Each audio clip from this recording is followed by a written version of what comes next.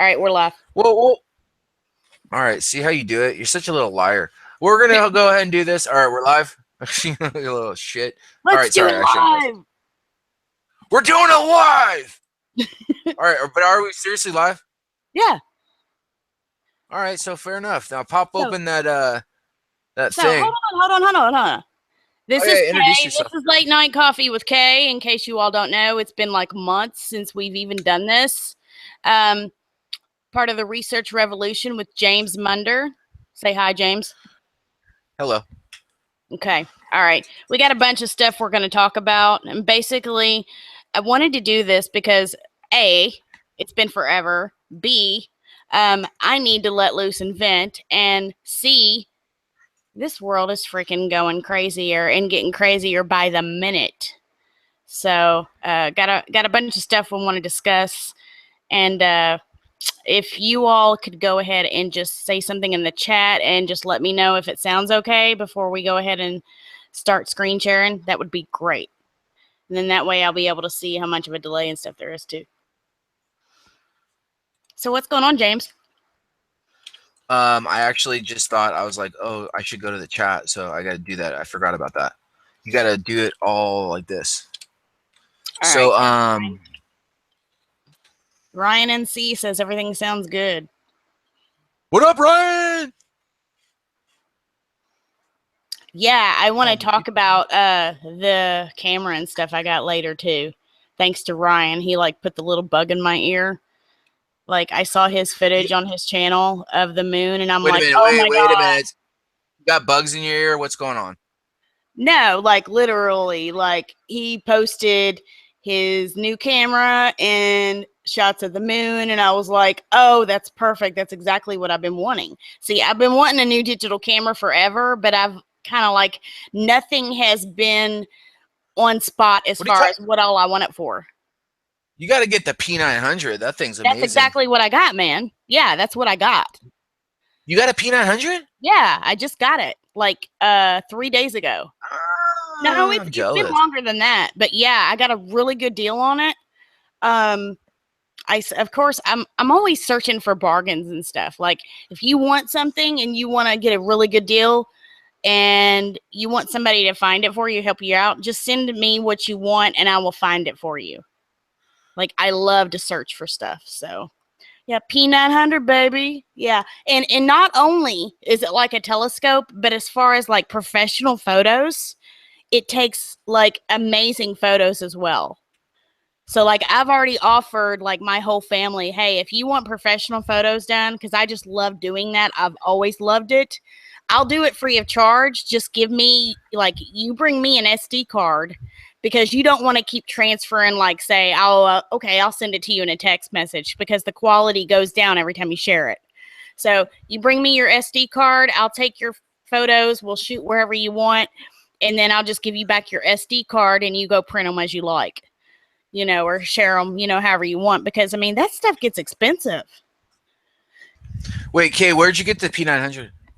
I actually got it on a website, but I would not recommend the person I got it from because, I mean, it is authentic. I've went that route and checked everything. I got it for $464 without tax. But let me tell you, the guy ripped me off. He basically, the camera has a battery and the charger already in the box, and the box says that. You know, it's actually supplied with a battery and charger. So after I already paid for the camera, he calls me back and he's like, so do you want a battery and a charger? And stupid me, I was like, well, yeah, but I wasn't even thinking. Oh, he got you. Really tired. Yeah, he got me. But it still was cheaper than if I would have bought it somewhere else. I think total, I think it was like $570 versus $600 plus tax other places. So that's fair. I was about to say 400 is, I mean, that's pretty good, right? Well, it was like I actually don't know. I haven't even actually looked at the prices, but I thought they'd be more expensive. Like, well, they run 600 everywhere else. Yeah, so it was $464, right. And then the battery and charger was an extra $80. So I paid like $570. So fair enough. Yeah, I mean, for what all it does, You really can't beat that. And I was looking, the 83x optical zoom that this camera has, there's $3,000 cameras that don't even have that capability out there. You know, it's actually better than a digital telescope. So you're getting a Oh my God, camera. it is a digital telescope. That's the thing. Yeah, It's like that's better. exactly Yeah, what it is. exactly what it is. So, and it does Yeah. 1080p video and it has Wi-Fi capability. And let me tell you, the Wi-Fi, getting that to work, I was about ready to pull my hair out. And Ryan knows because I kept messaging him on Twitter and I was like, oh my gosh, I spent 2 days trying to get that worked. I was finally able to get it linked to my phone and linked to my PC, finally, to where it'll automatically upload. And if anybody's interested, inbox me and I will send you this free software I found that this man created for digital cameras where it uploads from your camera to your PC in real time. And it is amazing. It is super fast. Wait, that's tight. Yeah, because you don't want to have to take out your SD card every time you've got footage and stuff, you know, because you take a chance on A, messing it up, and B, you know, losing the stuff. So if you can transfer it via Wi-Fi, you know, from the camera to your PC or phone to be able to share it, you know, that makes it even better. And plus real time, super fast. So So whenever you get into contact, just like the phone with the Wi-Fi, it connects. So and then does it automatically upload like Google? well, yeah, there's actually Nikon. Is it Nikon or Nikon? Everybody makes fun of me because I can't ever say it right.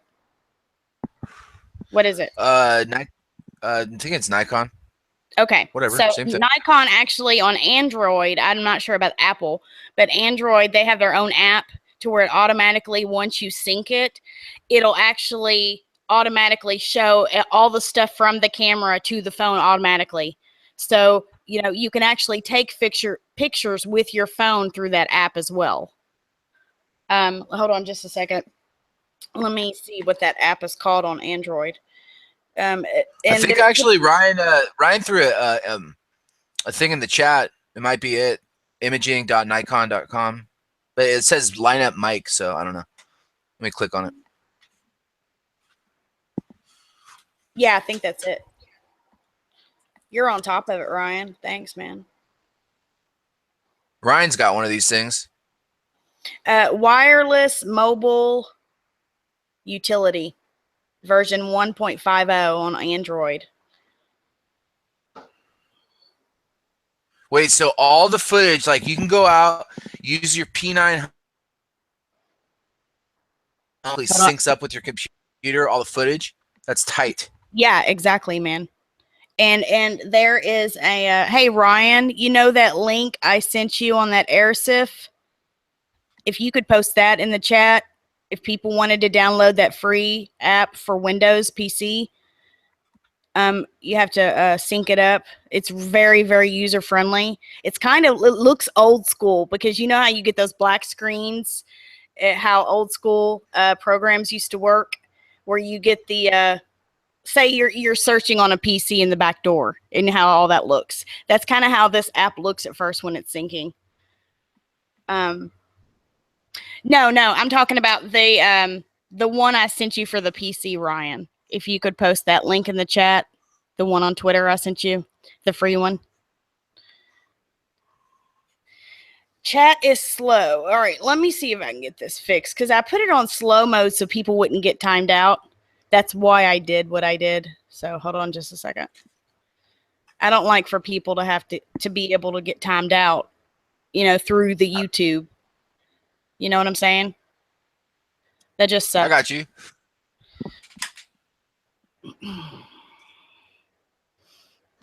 All right. So yeah, I was telling Kate, she's like, she was talking about why I haven't live stream. I'm not able to live stream.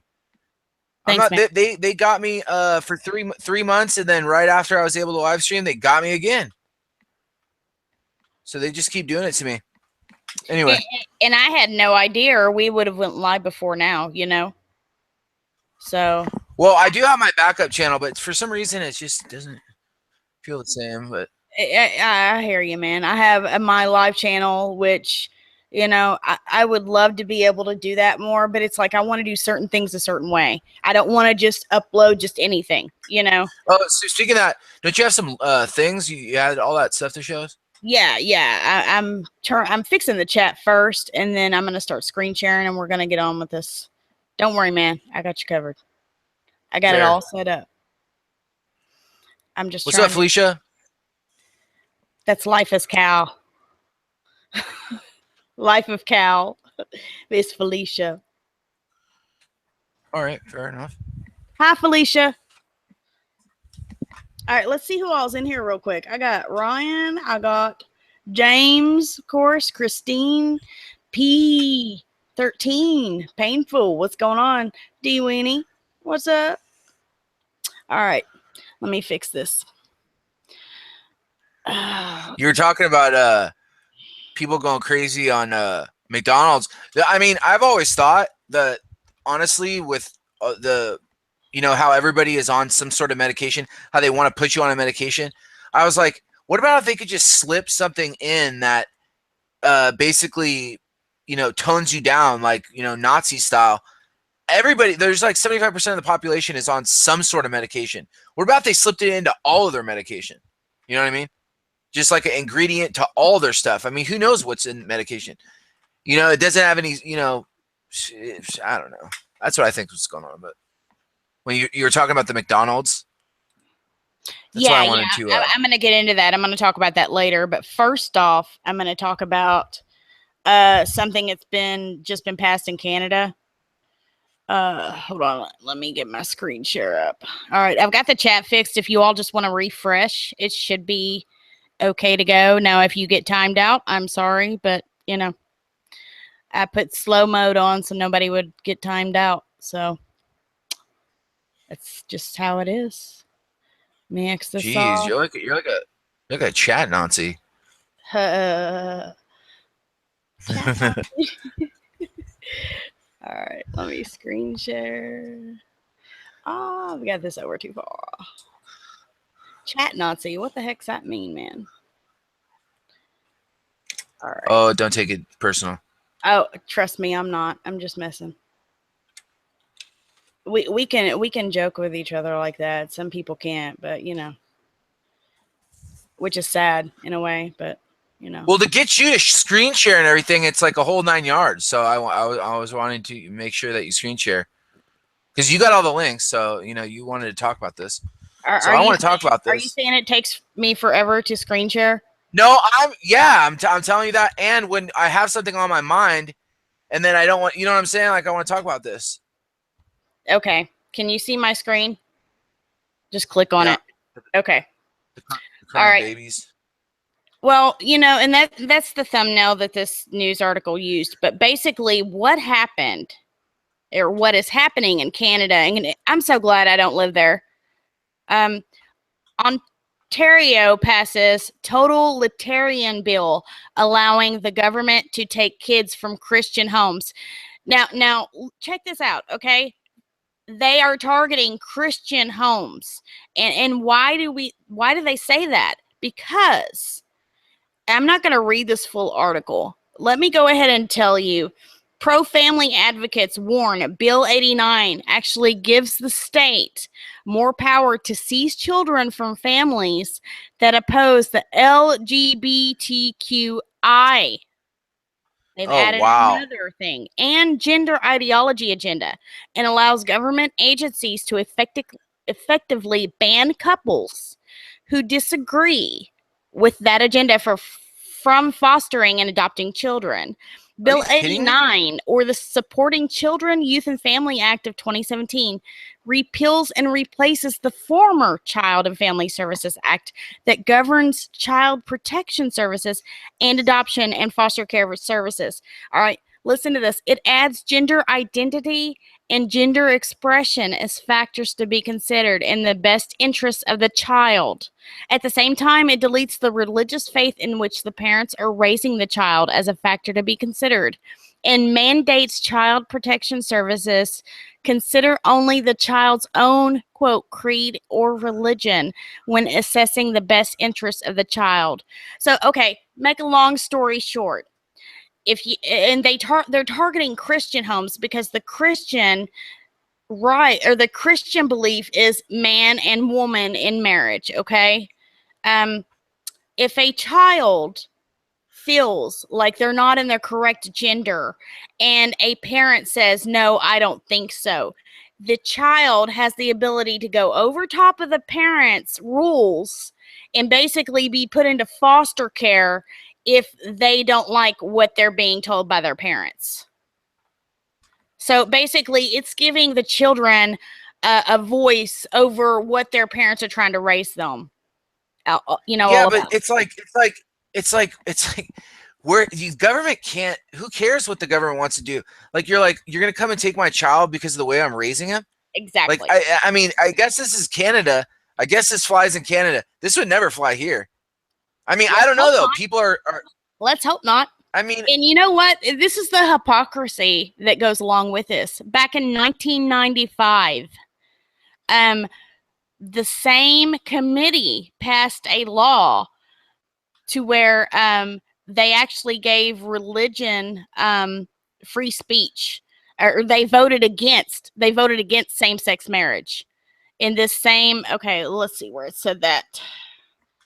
Uh, that's Yeah, so crazy. basically they were talking about the hypocrisy because back in 95, the same committee voted against same-sex marriage. So, they're hypocrites, basically.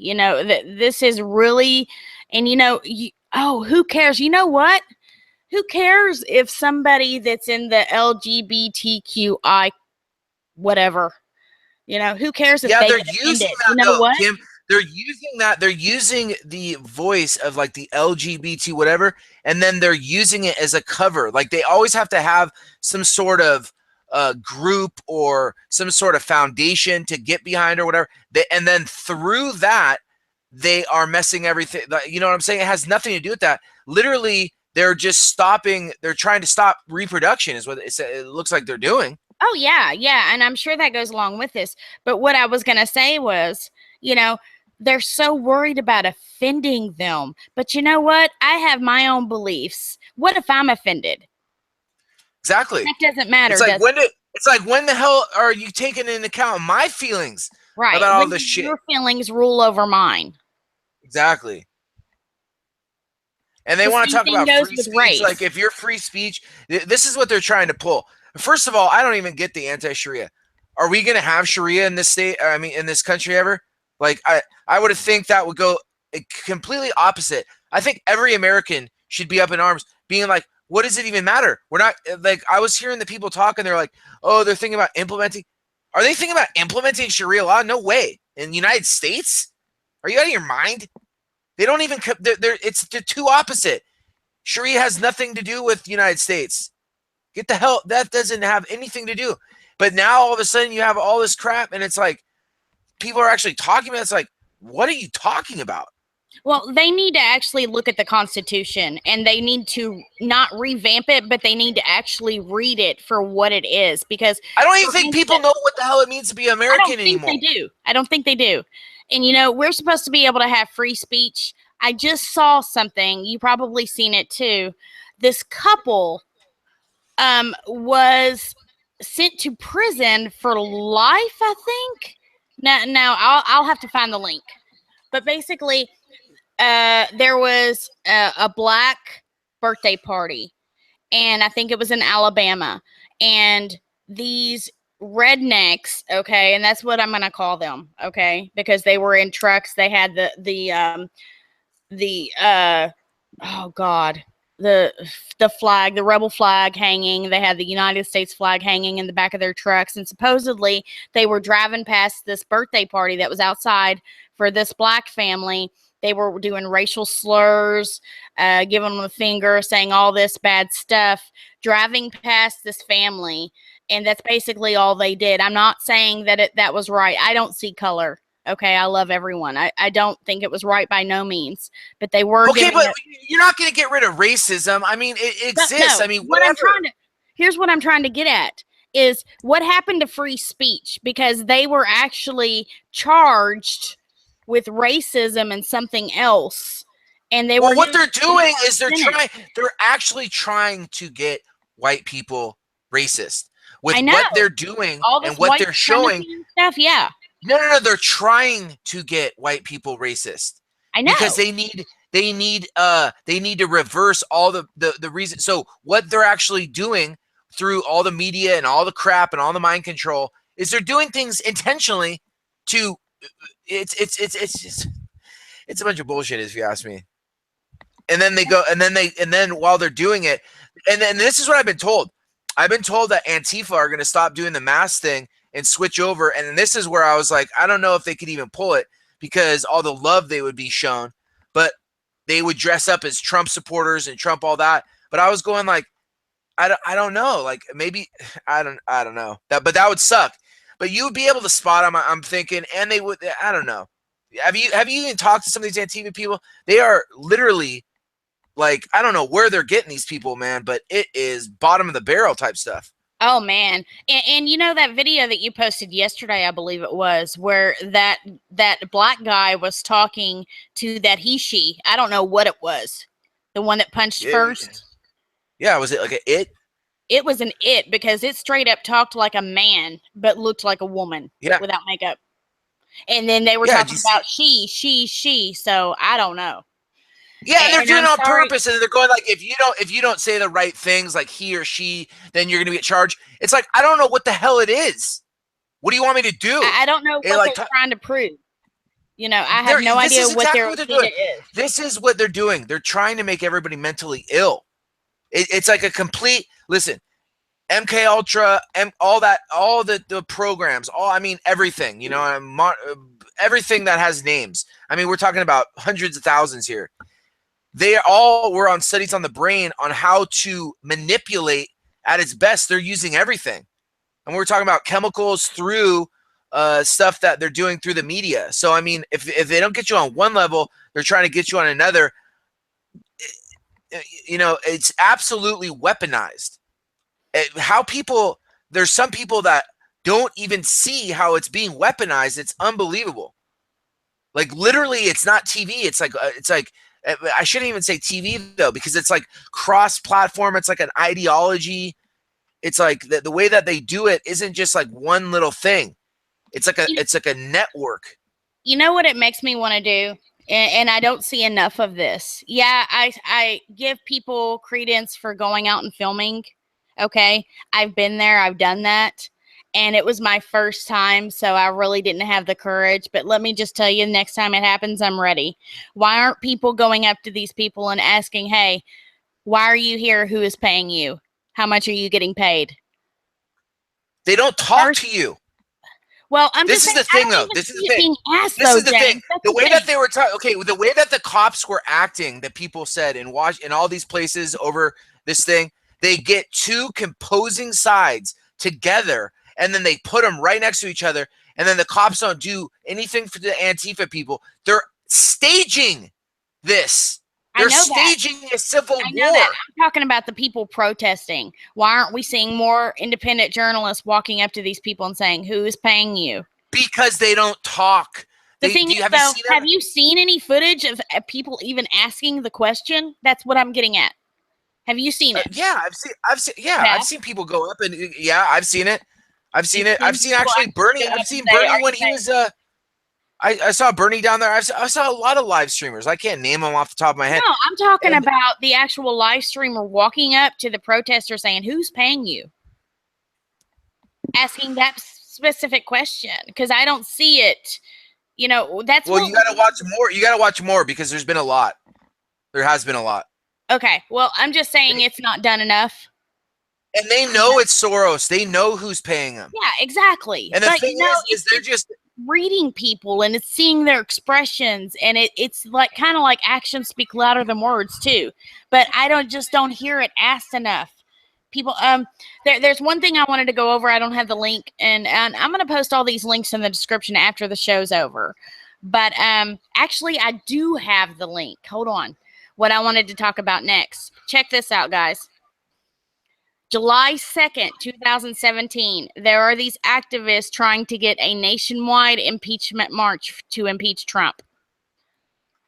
They've This been was doing this. supposed, I mean, they yeah, keep yeah, doing this. but yeah, they do keep doing it, but this is nationwide. This isn't just in one city here and there. Actually, as of May, I think only 13 cities are involved, but I'm sure it's more now. But liberal activists are ramping up the pressure on Congress to impeach President Donald Trump. The increased pressure comes as White House has been hit with How could such a country like USA not have military that is going like, this is an act of war and we need to stop people that are funding this crap, like George Soros. We need to stop this. I mean, how far are we going to take this? They're literally taking down the country. You need to cut off the funding. They're so good at cutting off people that are drug dealing and all this other crap that wire fraud and stock trades and tax evasion and all this other stuff. Why don't you stop the people that are funding the takedown of America, military? because it's done too far gone. I think it's too late to basically stop it. It's gone too far through the chains. Do you get my drift? Yeah, that's why he has to get all the Obama traitor people that he buried in all these places. He has to do a mass firing. He has to do a mass firing like now. It's easier said than done. And so same thing with impeachment. Do these people that are doing these marches and rallies, do they not know how hard it is to actually get a president impeached? No, but it doesn't matter. They're getting people behind. They're getting people behind the whole thing. See what I'm saying? So it's a part of their whole nature. They're just getting people wound up. The people don't even know what the hell they're doing. They're starting the chaos. They're not gonna do anything because you see behind their eyes. Right. You look behind their eyes, there's not the fire that is behind the Patriots' eyes. They're not going anywhere. Believe me. Oh, I know this and you know this, but what I'm trying to do is I'm trying to speak for the audience that's maybe listening. They might not know all of this stuff. Basically, what it boils down to is, they can do all these rallies and all these protests, all that they want, but what it's hurting is the people that are still asleep. They think they're actually getting something accomplished when they're not.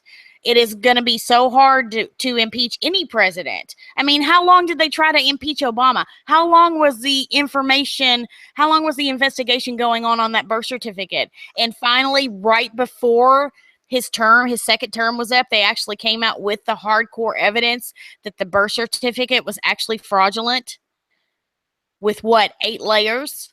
They actually finally but I actually think that's an operation from the good side of the military, because I think later on down the line they could say that anything Obama did or passed or whatever was just garbage.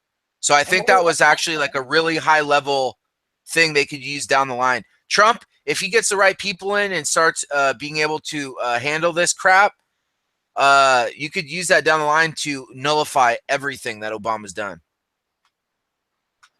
All the shit, all the communist shit he's put into place, you could just reverse that, slowly, but you got to reverse all this crap. He's put in a whole bunch of Trojan horses, back doors into our country. It's he's a son of a bitch. But you know what? That's a very serious issue, and people need to actually, the top dogs need to actually be looking into that, and he actually should be in prison for what There's a lot of people that should be in prison.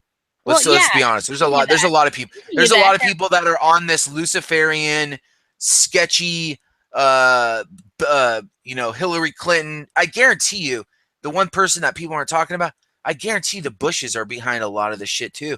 I guarantee that family is neck deep. Oh God, neck deep. And you know what? I'm actually glad to see some of these political patriarchs, whatever they are, that are actually getting sent to court for this pedophile ring. I'm actually glad to see that being done. Now, we want court.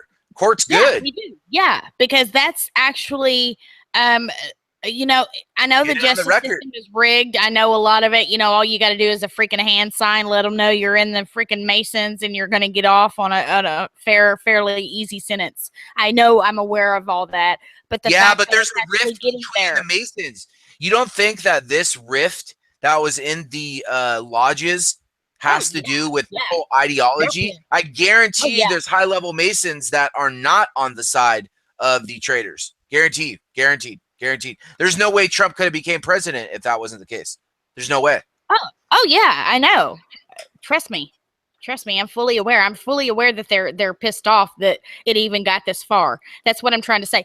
That it's good that it actually got to court and they're being charged and it's being looked at. And regardless if Trump has something to do with it, which I hope he does, I try to give him the benefit of the doubt, but he also has to have some truth mixed with deception. He actually has to please the public. I think there's something very, very deep that we don't know, we can't see. There's some evilness there that it has not come out yet. Oh, Because big time. he has to please the public first to get on their good side and keep doing what he said he was going to do, and then behind the scenes, Oh kind of yeah. like Oh with yeah. that TPP bill that he signed and he redid, but yet he didn't sign it in front of the Yeah, people. but people don't talk about this. I swear to God, people that talk shit on Trump, I'm sorry for cussing, but people that are they just gloss over the fact that he got rid of TPP and he just got us out of the climate deal. I mean, come on, ladies and gentlemen. When have we seen a president that actually has been doing stuff like this? I They've know, all been I know. they've all been sellouts. I mean, come on. But You can't ask listen, for a here's better my president than question. Trump. Here's my question. If he signed that bill to go against the climate change, why are we still seeing chemtrails in the sky? Dude, Kim, you think that the president is the top? They have the whole deep state operation, which was in control of the presidency, I, but now they just don't have that. There's still the whole thing that they built in, the institutions, the halls, the veins, the whole thing that they've created through all the inner workings of the education system and all the lodges combined and all that is an institution. I All know. kinds of veins everywhere. I I mean, know this, this. you know what I'm saying? Yeah, I know. But like I said, again, I'm trying to just put food for thought out there for people that does, that kind of goes along with the whole climate change thing, the chemtrails, the reason that the contrails, whatever they want to freaking call them. That has an effect on the climate and the climate change. It has a big effect on HARP. I would love to be able to see that bill that he didn't sign and see if HARP is actually listed in there. To Yeah, but there's actually, this stuff doesn't go into bills. You got it all through research grants and all this other stuff that they're just saying that they're doing. Believe me, I mean, all this stuff is with the weather. I mean, I think Russia was just hit with the storm, and I think it was weaponized. I think they're definitely able to weaponize storms. I mean, it's pretty obvious, but if you know what you're looking for. But uh, on a other level, I think that the tinkering with the actually atmosphere and the jet stream itself is causing a whole bunch of crazy activity also. So it's like a bunch of things. right. Oh yeah, I And then completely agree with you, man. But then you know these what people though? are so far gone that they would actually melt the ice caps with the I put in a video. I found this patent, and it was you could actually melt. It's that thing that I was talking about that takes it from the sun and basically beams it back. It's like a death ray that uses the sun's energies, but literally you could use that in order to melt the ice caps and everything they're doing. What they're doing, all the black activity that they're doing on the weather, the cover is their whole climate change thing.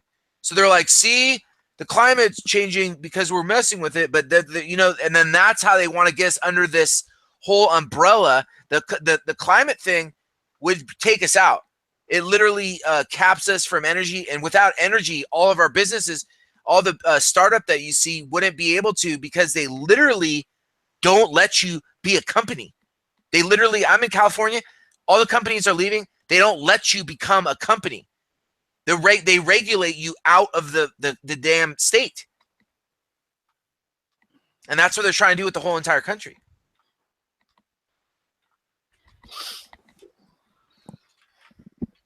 Well, I got some heavy wind here. That was pretty crazy. Oh, Sorry. I'm I sorry. just You went off cut the out on tangent. the end. I didn't hear what you said the last part. That very last part. No, I'm just saying the whole climate thing, and what's crazy is people like people that are like, oh, Trump doesn't care about the environment and all this. I mean, it's like so crazy. Have you read what the climate deal was all about?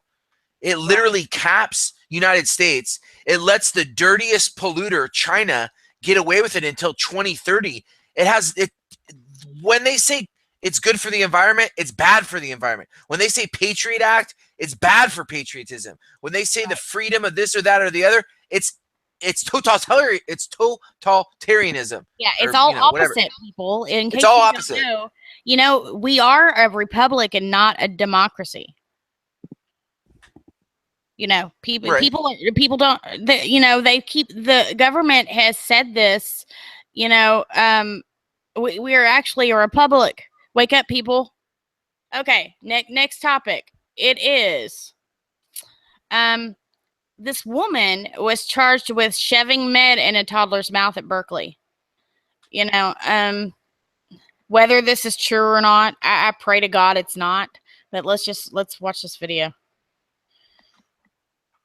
if it'll let me. See what I mean, dude? Every time I screen share. Okay, I think it's working now.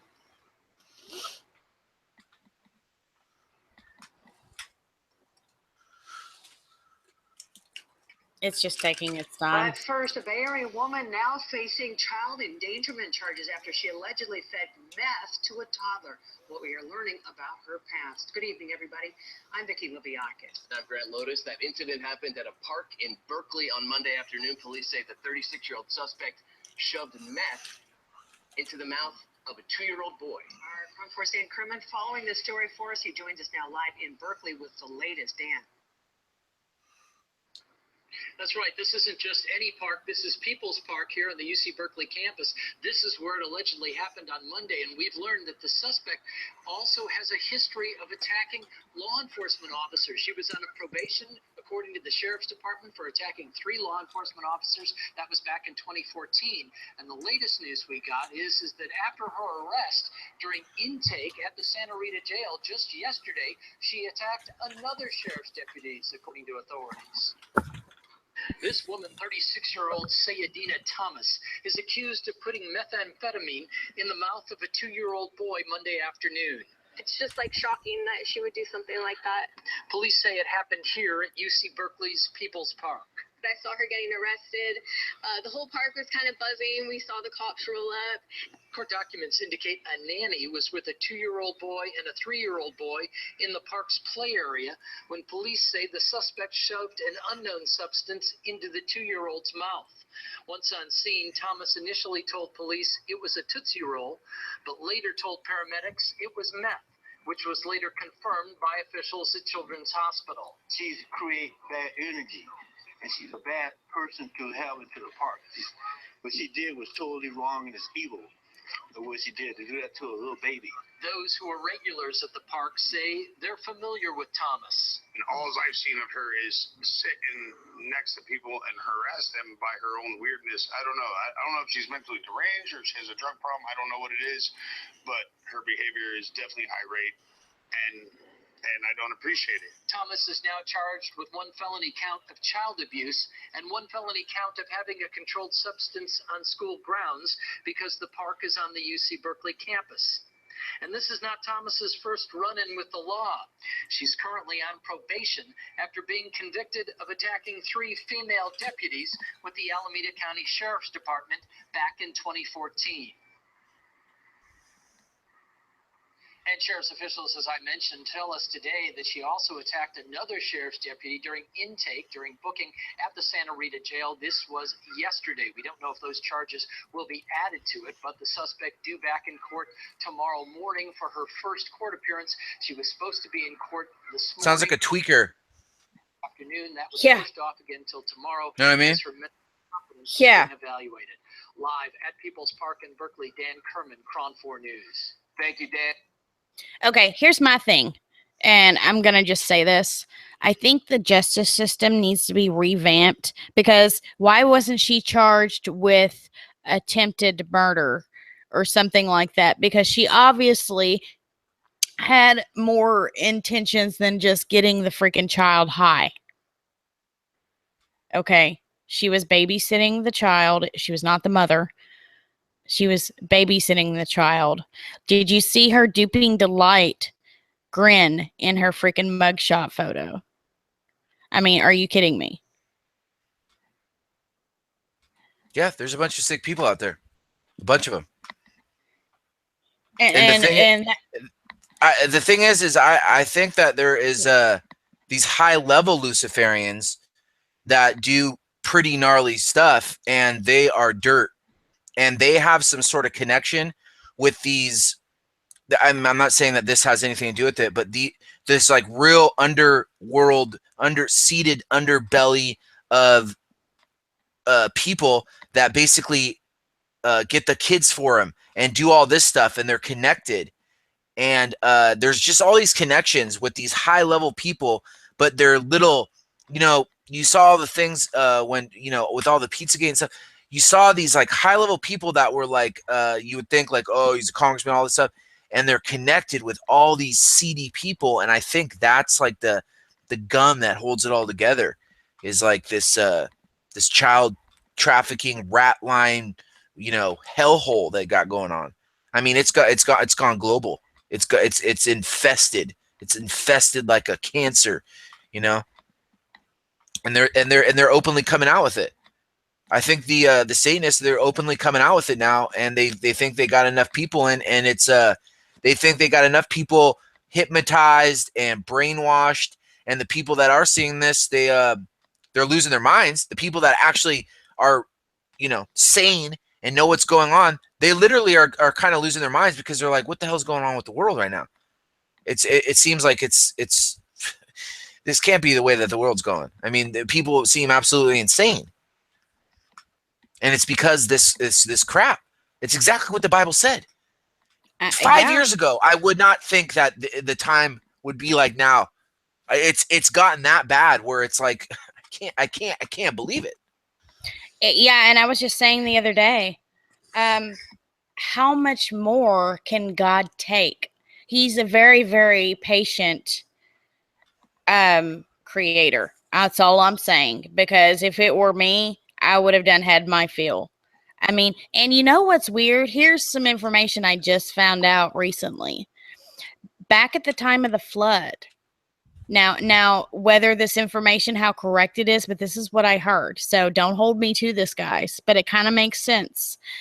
At the time of the flood, the world population was right about what it is now. Think about that. Oh, I definitely think there's a culling coming. Oh, definitely yeah. think there's a culling.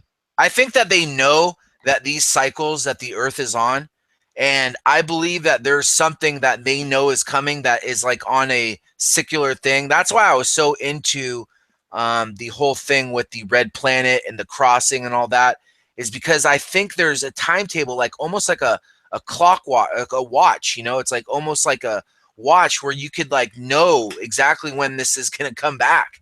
And I think they do know when it all goes to hell, to be honest with you. I think it's coming up. We're in the Jubilee, right? Aren't we? I think these years, they're really very important. If you look at the numerology and you look at everything, Bernie would be more good on that. Can he come in? Bernie would be all good. Bernie, why don't you get in here? Why don't you stop hiding in the chat? Well, I didn't send a link to anyone. So, I mean, he's not hiding. Oh. He just hadn't sent a link to anyone. Oh.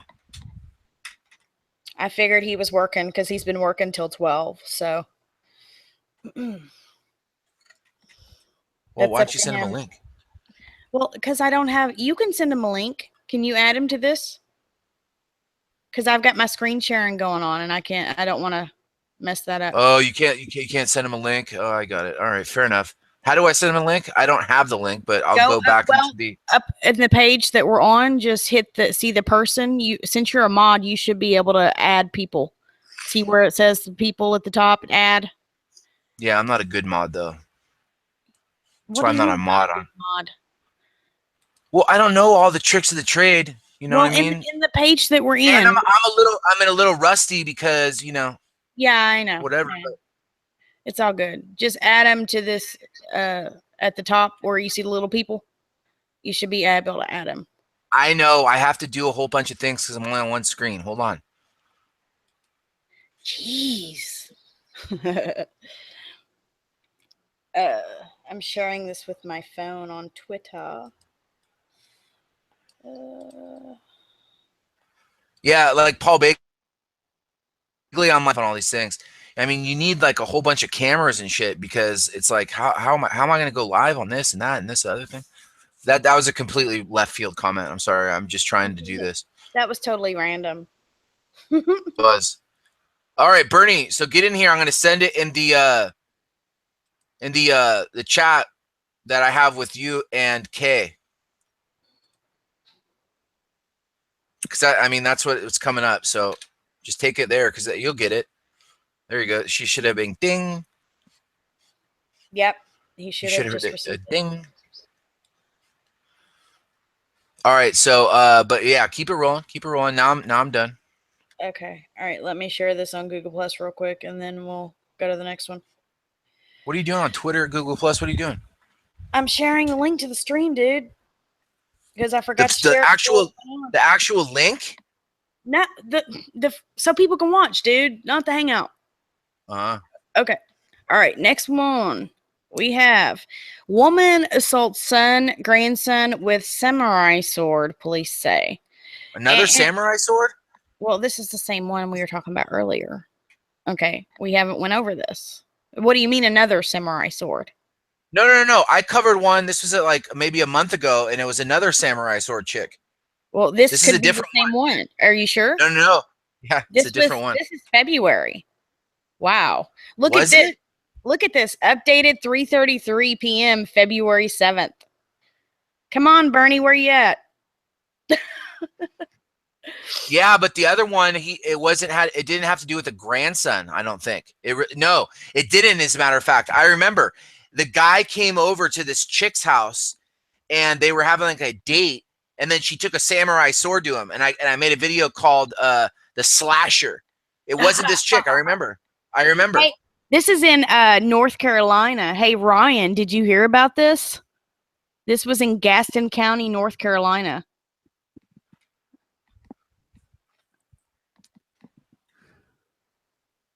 Bernie Trump perspective, where are you at, man? He's probably getting his stuff ready, but Ryan, can you confirm? Did you hear about this? Anyhow, let's go ahead and read this.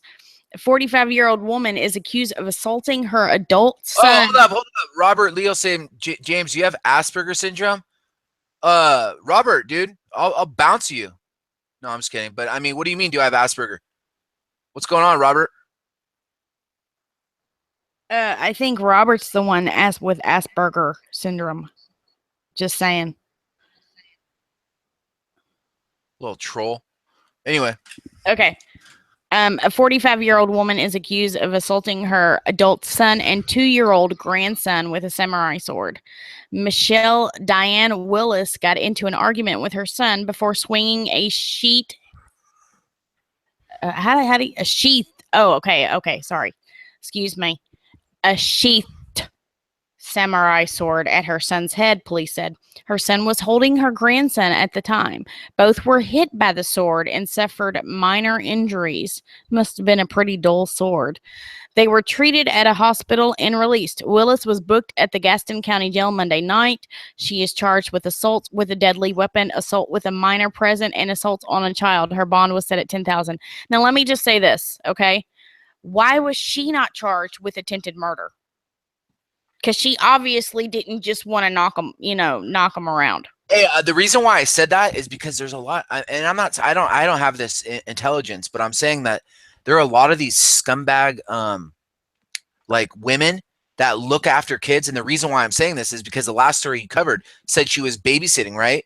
There's this network of like creepy ass, like creepy parents or creepy people that watch kids, and they're all into this like thing, this pedogate thing. This is like the veins. This is the underworld. Yeah, I'm just because saying. like, what if she, just like the woman that gave the kid meth? What were they going to do with these people once they were, not conscious? Yeah, and They also I would don't have think they had care. something planned to do afterwards. I saw this Russian dude, and he was talking about he was like talking about the slave, thing. He was like a human trafficker. And just the way that he talked about people, I was like, oh damn. Like he has no regard for people. It was crazy. It's like they have no regard for kids or girls, because it runs into this prostitution thing where they get all these groups of girls from all over the planet, and then they hold them hostage. They basically hold them hostage through the whole thing with their passports and the whole thing with their visas, and then they owe the money and they have to work it off, and then they get them hooked to drugs, and then you got a hooker that's hooking, and she's addicted to drugs, and then they got him. Then by the time they have enough money to get out of it, they're already too far into the whole 9 yards. Wow.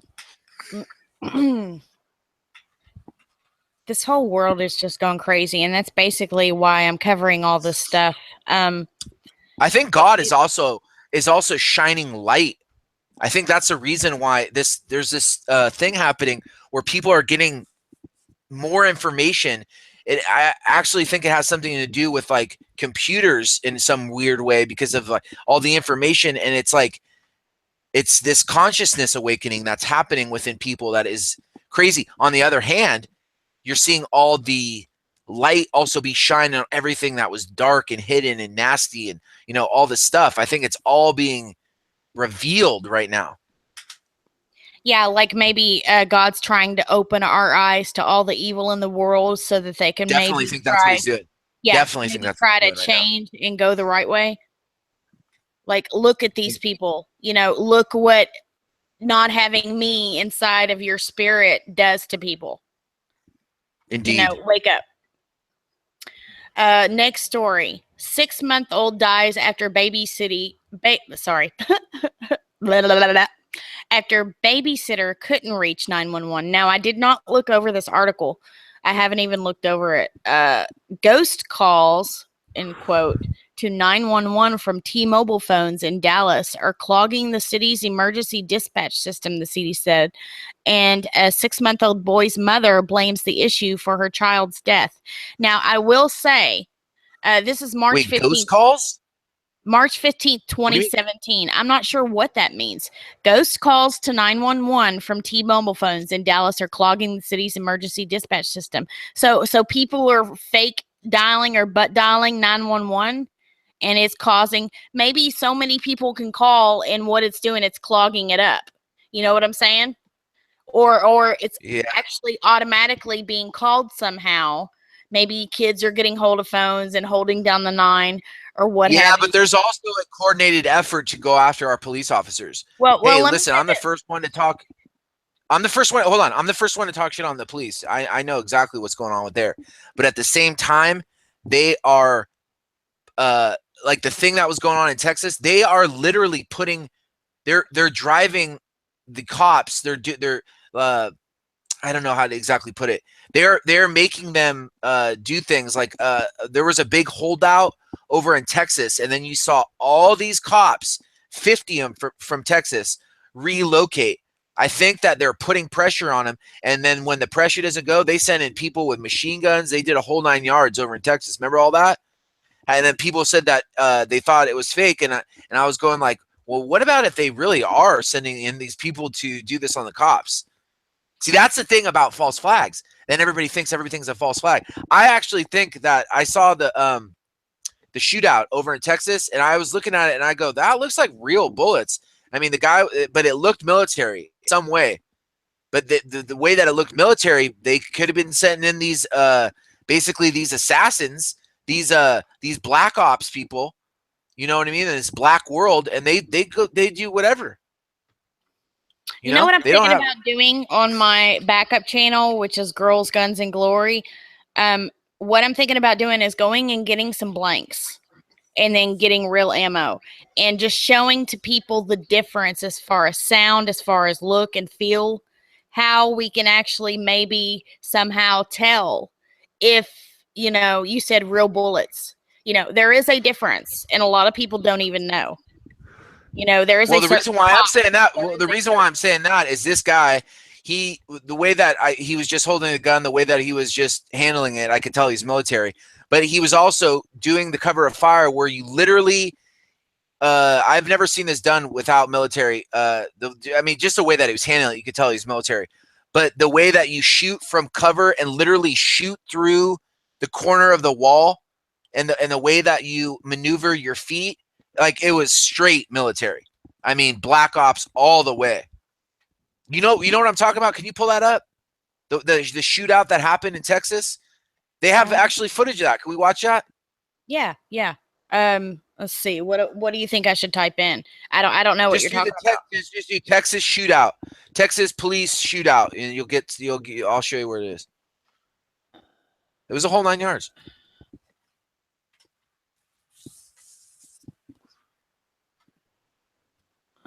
Suspect June 2nd. No, don't click on it. Hold on. No. I didn't click on it. It's doing this autoplay BS. Well, you got to stop that. Well, I'm trying. Go. Just click back. This isn't the one. What's going on? It's not? What up, Bernie? Hey, what's up, James? What's I'm up, trying man? to tell her about the Texas shootout. The Hey, one China, where that said you sound like James Earl Jones. Okay, I've got it What's on going on? videos now. Do you know which one? You need to channel your inner force, James. Dallas. What do you mean the Air Force? You too funny. Okay, all right. Listen, James, what video are you wanting me to click on? Do you know exactly which one? Yeah, right here. Dallas shootout. Gunman shooting down police officer caught right there.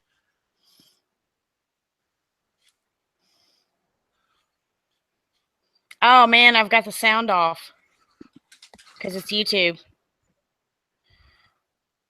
If y'all want to mute, well, no, it's going to echo, isn't it? No? Can I go ahead and unmute it? Okay, sorry.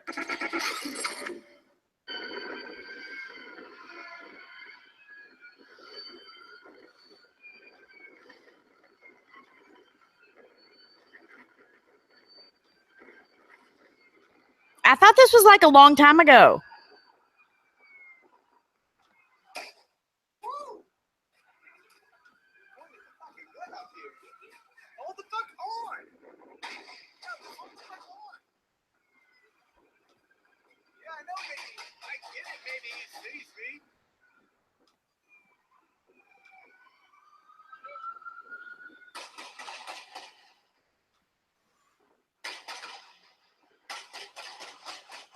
Look at the ricochets. See them? Yeah.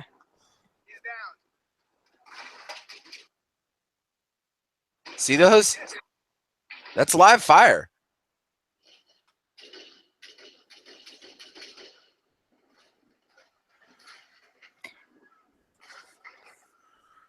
Now, I want to just say something, okay? I seen footage of this somebody else had put up where you could actually see CGI with this. Now, we don't know that the person that's filming this is going on along with this, but I was pretty sure that this was a false flag. Whether it looks like live rounds or not, you know. Blanks, I know blanks have no force, but there are, you know, there are certain bullets that can have the same effect, but not really. You know what I'm saying? You know, he's shooting at a cop. The cop could have had, you know, bulletproof vest on, which they should have. You know, so I really don't think that this was an actual, you know, I'm not saying it didn't happen, but as far as people dying and stuff, I don't think that it was as bad as they say it was. I think it was all planned. I think it was a false flag. Well, all I'm saying is I'm in LA and I see what's going on with the cops here, and they're putting pressure on the cops in different ways through gang. So I know it's happening. So whether this is real or not, it's happening. Definitely happening. Yeah, but it's all part of getting those gun bills passed. The reason why you're seeing that is because of A, the gun bills, and B, they want to militarize the police state, which is why you also see groups like Antifa and Black Lives Matter, all these groups that are paid off and have these grand protests that don't often end peacefully. Yeah, what the hell are the cops good for if they can't do anything about these stupid Antifa? They've been told to stand down. Well, then what the hell do you have all this military gear for? Yeah, I mean, you guys. That's the problem, though. It's because they're gonna make people big for a They're gonna beg people for a militarized police force. Hold on. It's all part of the agenda to militarize the police. It already is militarized. Guys. There's a lot more they can do. Okay, let me speak. Look at this right here. I'm going to back this up a few seconds, okay? Look at these police cars here in the back. You see this one, and this one back here. Look at them. This supposedly just happened. He's looking down the street. Okay? Hold on. All right. Look down the street real quick, guys. He's just, look. See that? You see this? You see this? Why are these, why is that cop right there parked in the back? I think they're setting up a perimeter because they got an active shooter. Yeah, but that just happened. Why? No. I don't think he's setting up a perimeter because there's an active shooter. I'm sorry, but they would be boom. They would not be parked right there. And I think he's going to pan down here in a second again. What are you talking about? They wouldn't be parked there. Yeah, they would. They're not going to, they don't, as soon as there's a gun, no, I've seen this a million times. As soon as there's a gun, they take a perimeter. That was pretty quick. Now I'm sorry. It's at the radio, Kim. The radio is instantaneous. I understand that, James, but it's almost like he was waiting for it. I mean, that just happened. Seconds. How did the cop already get there and park that quick? We're talking seconds. We're talking seconds. Look. You don't know how long this has been going on since the video started. So, I mean, to try to analyze all that. I'm just saying, I try to look at all aspects of stuff. You got to look at everything. You know what I'm saying?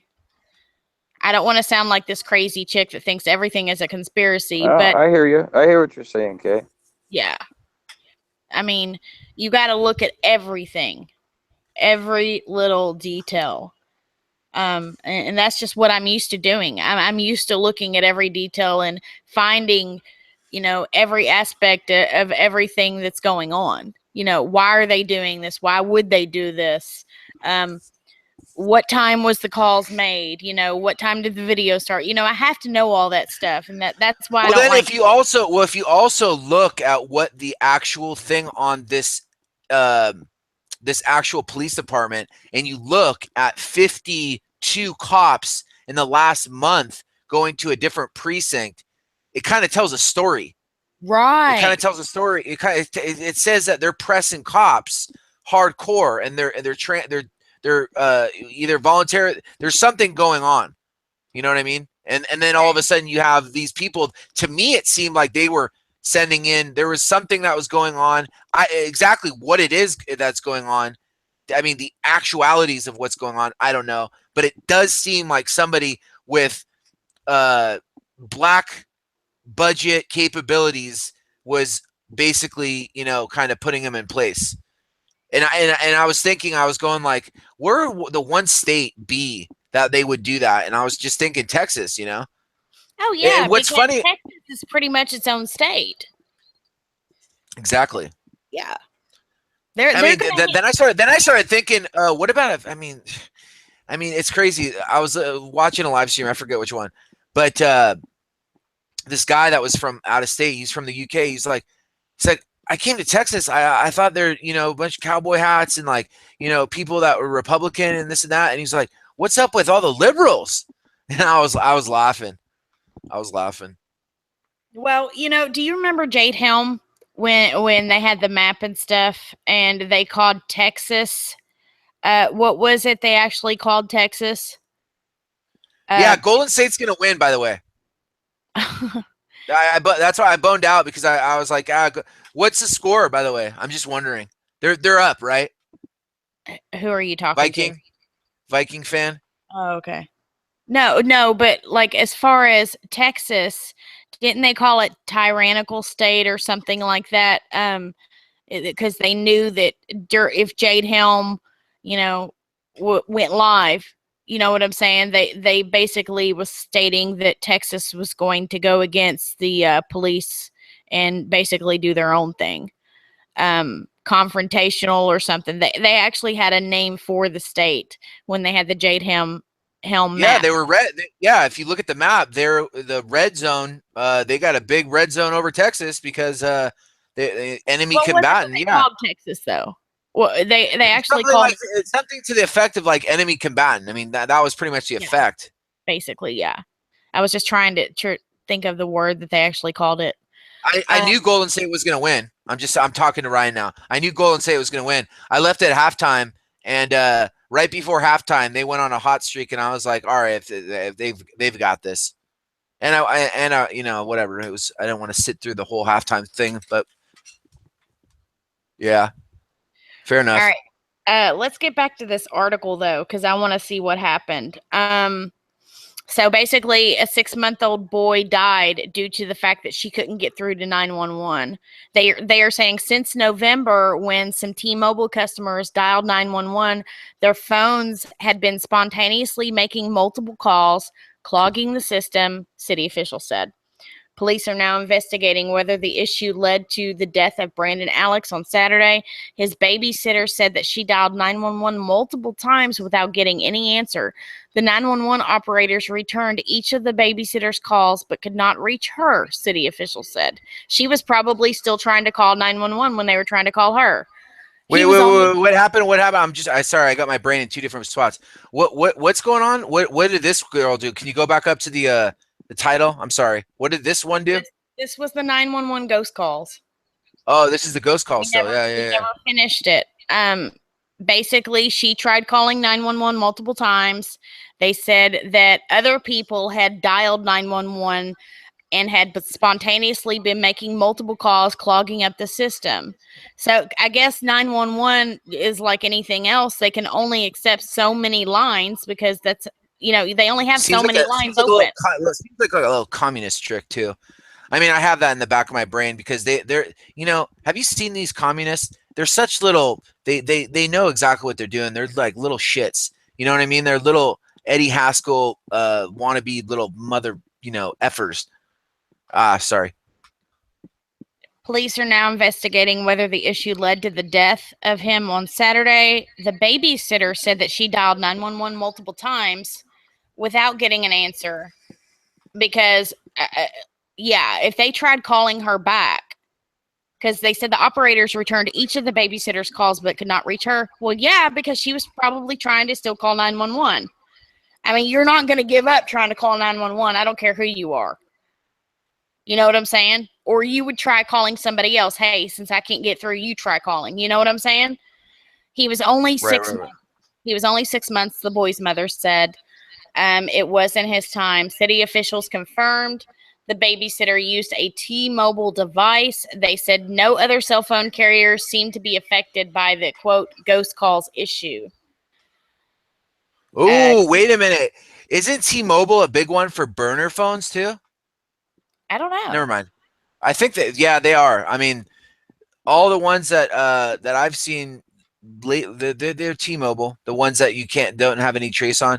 I'm just saying what came to my mind is like they want to get everybody tracked and traced. They don't like those. They don't like not knowing what. That's why I'm so sketched over Bitcoin. I'm going like, wouldn't they? I guess there's no way to stop it. I guess if you know, but you ever wonder what like? Are you saying that Bitcoin is not traceable? Well, not like taxable, and you know what I'm saying? Like just like money, the way that they got you with the money, it seems like Bitcoin is out of their system, And I don't know. It seems like that's like a setup right there. I don't know, but I don't know though. To be honest with you, I don't know that much about how it all works. To be honest with you, I'm a little bit confused.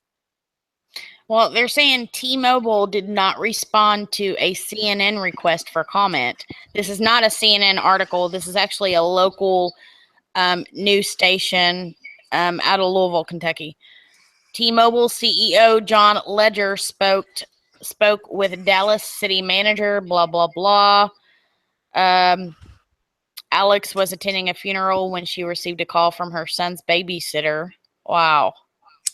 So the mom was already attending a funeral when she received a call from the babysitter. So I don't understand what's going on with these ghost calls. Like, how did that even become part of the article? How did they know? Because she couldn't get through to 911, and I guess that if so many calls go through that are not valid, it's going to clog up the system because they only have so many lines that can be open. But that's all they're saying about the ghost call? Like, what's going on with them? Like, where are they coming from? No one would answer. So either their phone lines were down or they were being clogged up by ghost calls, which seems to me somebody was probably prank dialing 911. Many people were probably prank dialing it and blocking their call when they were calling, because that's why they're saying ghost calls, because they have no way to trace those. Oh. You know, if you call block it before, they can't, the caller ID is not going to work. So it's considered I know, but how many of those would be, it seems like it's almost being. They could probably just be saying this to cover their ass. Right. That's what I mean. The more that I'm. You know, my stepdad had worked for a jail, and the dispatch was right there inside the jail. And, you know, I've heard stories, you know, of, you know, them, you know, basically fooling around, not doing their job, laughing, cutting up, blah, blah, blah. You know, people just not doing their jobs. And, you know, I'm not saying that's every dispatch center, but I mean, I've heard stories. That's all I'm saying. During that time, emergency operators received a surge in calls. City officials said in a statement. At one, more than 400 calls came in. Okay, so at 1 o'clock, more than 400 calls came in, prompting them to bring in 10 additional call takers. Wow. More than 400 calls. That just seems a little odd to me. I'm sorry. Sounds like either the story's not true, somebody was lying as far as 400 calls, they're bullshitting, or something. That just doesn't seem right to me. More than 400 calls come in at one time. The boy's mother drove home and ended up rushing her son to the hospital, she said, finally getting him medical attention over an hour after the babysitter's first 911 call. The baby boy was transferred to his second Dallas area hospital. Now we have Texas on this again. Wow. Where he was pronounced dead, according to city officials. The boy's cause of death remains undetermined. Let's see what she said happened. I don't think I read that part. I think he fell and hit his head. Yeah, the sitter said that Brandon had fallen and was unconscious. Now, let me just say this. 911 by law can only advise so much. They cannot even tell you by law how to do CPR. And the reason I know this is because when my grandfather was having a massive heart attack, my uncle was calling 911, and they told him by law, we cannot tell you how to do CPR because we cannot be liable if you do it wrong. So, you know, basically the only thing 911 is good for is getting the ambulance there. That they cannot give you any medical advice whatsoever. Now, I have heard 911 calls doing so. You know, I guess maybe if they're an EMT, you know, and they're a dispatcher, they maybe are able to do so. But I do know that when my uncle was calling 911, they were not able to help at all. And my grandfather ended up passing. It was actually Mother's Day of '96 when he passed. So But yeah. Well, it's like what's happening with the cops is like basically like the public is going like, what are you good for? I mean, right now it's like, what are the cops good for? Seriously, when you really need them, it's like, what do you really do? Good cops. I do know there's good cops and bad cops. You know, but I Well, think yeah, there's just like anything else. more But rogue cops what they're than doing, what they're doing in general with the cops. I mean, listen, if you could tell your dumb cops to stand down at every stupid march until this thing becomes a civil war, I mean, what do we need you guys for? You guys are fired. Get out of here. I mean, you know, protect the public. I mean, what are you guys doing? Sorry, my mind's on the cops because I don't know. I just can't believe. I mean, you're seeing all these stand down orders from the cops lately that it's like, what the hell are they good for? If you could just tell your dumb cops to stand down at everything, they're building up the Civil War. Is Chris still in here? Yep. Okay. I brought some friends. What's up, guys? Who's in here? Oh, what's up? Hey, cheers, everyone. Oh, what's up, guys? I didn't Hey, even y'all. see you all. I had the other screen up. Sorry about that. What's going on, guys? We snuck in. Hey, James, I was looking at the MRAP video. Yeah. And you saw that, right? Did Which you one? post that? I don't know. One of the police departments in the country got a new MRAP. No, I don't think that was me. Oh, okay. I thought it was. Anyway, I was just reading all these comments about people, it's talking about police acquiring military equipment. Yeah, but they're basically acquiring all this military, but then when it comes down to actually going ahead and, you know, what does it matter what their the stuff that they have if their orders are corrupt? Then who gives a who cares if they could, basically drive through Fallujah without getting hit? Like, why do we care about all that? Why do they get? You see what I'm saying? It's just like they're building up they're just building up an anti-American system, and it's just so sickening to me. Well, if these guys are willing to follow orders, there's pretty much nothing we can do as the public. I mean. Well, also, I think that the cops that go ahead and disobey orders or do that, they just fire them, so that it's just a slow culling. Until you have cops that are going to be like, what? If I do anything, then I'm fired anyway, and then I don't have any power. So, I mean, it's like, what the hell do you do? That's why you trace the money up, and you got to stop Soros. He needs to be number one. We need to stop the funding. These people wouldn't even be out in the street, let alone all the criminal divisions that's going on, if you just cut off the funding, just like they do with the drug dealers. You know what I think should be done? Is we need by law, it should be public information on how much those MRAPs cost and what our taxpayer dollars are going to. Because certain cities only have so much of a population. Certain cities are so small. It's like, are they federally funded? Are they state funded? I mean, come on, because it seems like they're putting in the infrastructure and they know what's coming. They're putting in the infrastructure to do when all chaos hits. They're also trying to get the public used to seeing that stuff, so when it actually goes down, it's not going to be any big deal. Oh yeah, I'm used to seeing those MRAPs around. Well, here's what it said. Also, but I'm just saying one thing about the MRAPs. They cost a lot of money just to be kept up. So a lot of departments don't even want them.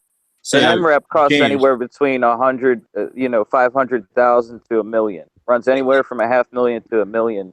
And that's only these one, people are auditable. Right? Yeah, that's just per vehicle. So it cost them. You can audit. It said it cost them $700,000 for the MRAP, and it costs to ship it to the department. It costs $4,650. Wow. Okay, and the article states that it was from forfeiture funds, so that it's not on the taxpayer, which is a lie. because when the vehicle was bought by the military, that came from taxpayer funds. Of course it was. It's a lie. Yeah, it came from taxpayer funds originally when it was used for the military. And So those when they forfeiture converted it- dollars are normally baloney anyway, aren't they? yeah. Now let me so- ask you this: why is it costing so much to ship those? Because you know how they ship them. They ship them via train. So why is it? Let me tell It's you just a that it number. costs that It's just a much to number. ship Just like toilet seats are 10,000. It's just a Well, number. it They might be put. just a number to them, but it's a lot more than just a number to us taxpayers. That's BS when they charge so much because they know that they'll get it because they know that they have to be shipped. That's the whole game that's been going on before we were born. This thing has been realize all taking those shape things. since the 60s. I mean, this real infiltration, this real network has been in place around the 50s or 60s. I All I'm think saying is we need to start freaking standing up and protesting against the stuff that need to be protesting on. Besides freaking people saying Atifa or whatever it is and all this crap. You know, there's more important things that we need to start speaking up about that we people need to have no protest the idea. cops not following orders. We need to bring light to them actually standing down. That's a very big issue because what the hell do you have cops there for if when something happens? I mean, literally, I was seeing women, men, women, and children, all of them, just everybody getting beaten by these Antifa people. The cops are right there. What is your job then? I don't understand. You're just a revenue collector? Then kick rocks. I mean, we got to really call out these police officers because we don't have the power to arrest. We don't have the power to try these people. So there's only so much you could do as the public. You need to have the people that we're placing in there. You need to actually have, and if they're not, they need to kick rocks now because this has gotten out of control. If you're going to tell your stupid, dumb department to stand down, you need to be fired. You're the one that needs to be fired. They need to get all these communist Democrats out of there. I'm sorry. But I shouldn't even say Democrats. It's this high level. They've infiltrated. But there's also Republicans. So I shouldn't even say that. But they have infiltrated, it seems like, through the Democratic Party. Like, you know what I'm saying? Like, they have all these weasel little rats that are just rats in there. And all they do is take down America.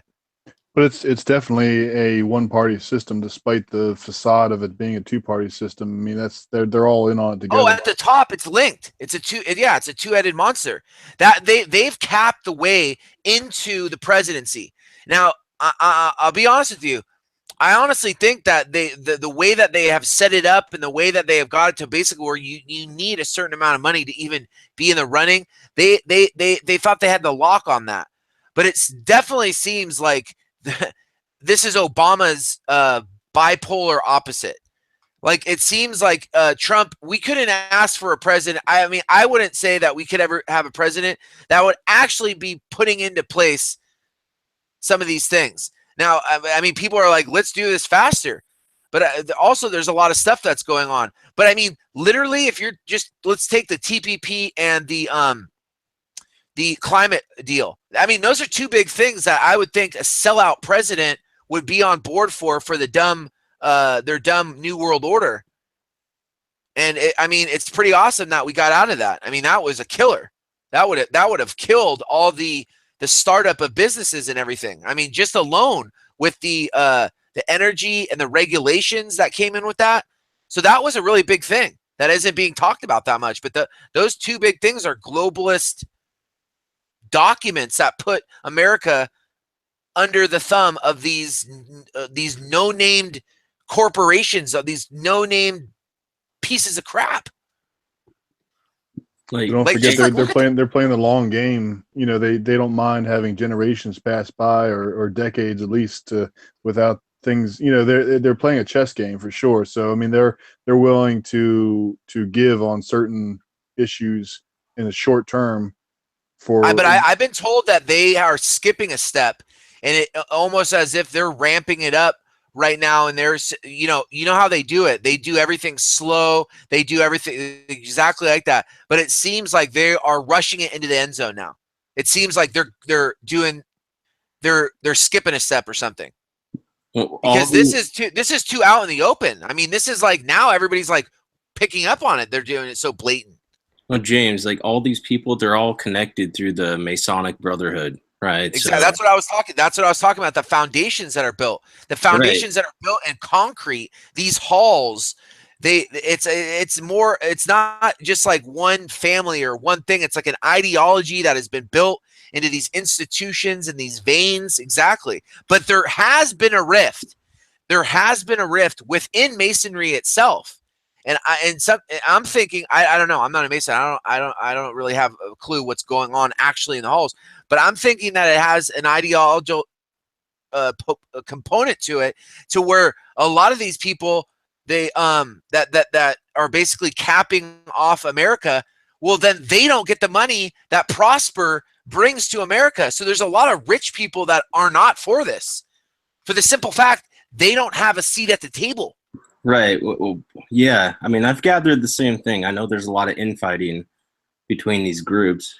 But when I try to talk to people, I just bring up Masonry because that's pretty much the lowest level secret society that you're going to get into, right? And then it goes up from there, and they draft these people from, fraternities, and they go into. They start all the way. That's exactly what Gate was.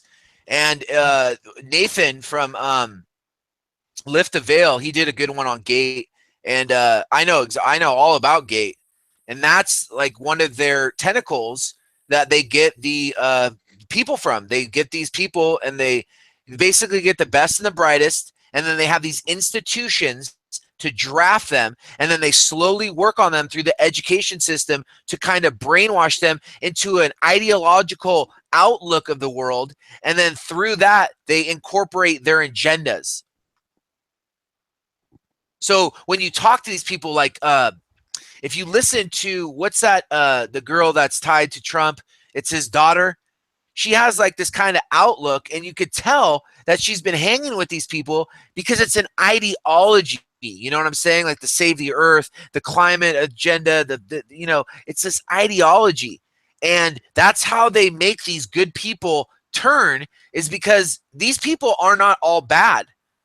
These people with money. They twist them and they turn them in the education systems and all these Ivy League, whatevers. And I'm not saying that there's a lot of them that are bad. I think that to a certain level, you can't get past a certain level unless you're straight willing to like sacrifice a kid. I mean, I think that's the way it goes. Well, but I'm saying, but no. Did you listen? Remember, I played you that banker that got to that certain level, and then he was to those, yeah, and then he was like, what's that guy's name? Richard, I forget his name. That was the Dutch guy. Yeah. Did you listen to that? That's crazy. Yeah, I have. One of my buddies is he's in Puerto Rico. He speaks Spanish, so he was trying to get a translation of that in Spanish for the Spanish crowd. But he's involved with the truth community too, and it's unbelievable. I mean, just the look on that guy's face, like you could see start to tear up when it came to the human sacrifice part. He just couldn't do it. Oh yeah, his lip. You could totally tell, and you could actually tell if you listen to that whole thing. He talks about mind control. He was actually taken away. He was kidnapped, and he talks about how he was put like tortured into not saying their company names or their whatever. It literally, he talks about being like I don't know, like it's satanic torture type of mind control type of stuff. They took him, and then he doesn't really get into it. Every time the chick mentions it, he kind of scoots away from the subject, and he goes like, but he talks about being captured, or they took him. Literally, they took him and they did something to him. And it's like, what the hell? No doubt. I mean, they have to shut him up. I mean, yeah, they threaten them as soon as they put them in there and be like, if you do this, kind of like the Hollywood agenda, basically to get them up so high, they say, okay, we're going to put you in this room. We're going to make you, okay, for example, we're going to make you have intercourse with a goat, we're going to film it. And if you don't do what we say, then we're going to put this out there for everyone to see and blackmail you. You know, that's kind of how it happens. But now, when they're lowering the standards the way they are, it's like this blackmail stuff. I just don't like going. I agree with you, Kay. Like I think that's what they've been doing up until now. But it's like they're maybe that's part of why they're opening up the doors to all the of course the homosexual stuff, the transgender stuff, and whatever, and now the pedophilia stuff. It's just like they're opening up all these doors to where it's almost like more and more is being acceptable. So there's less and less that maybe some of these higher ups can be implicated with or bribed with. Or blackmailed with. I don't know. It's just it seems, you know. No, you're right, because it also seems like there is something running here. I was looking at it and I go, you know what? It almost seems like they're somewhere else and they're running it, and they don't care that with the people that are supposed to be they're traders. By the way, these people that are traders, the people that are making them trade, they don't like these people either, but they're making them do it. These are the first people that they kill once they take over. Just like useful idiots to them. That's exactly what they are. And then once they take power, they kill them all because they know that these people, the way that they are, they can't trust them. That's why you have to stand on your morals. That's why you have to stand for what's good, because when you sell out, even the devil himself will, you know what I mean? There's no respect there. They don't respect that crap. What's that phrase? There's no loyalty or respect among thieves or whatever, you know. So it's like everybody's trying to pull one over on the other one, you know. Did y'all hear just this past week something about Chris Cornell? I don't know whether it was fake news or not, but Chris Cornell was allegedly supposed to have been coming out with some type of expose or exposing something about the pedophiles, and then, you know, I don't know. I don't know what to believe. Whether that's true or not, but you know what? I wouldn't doubt it. Why would they tell us something like that if it wasn't true, right? Where did that even come from? And the wife spoke with him right before that. He said, I took an extra Ativan or two. You know, he basically got 2 pills from the security officer. So they weren't prescribed. He got him from the security officer? That's fishy. Yes, I that's what I read.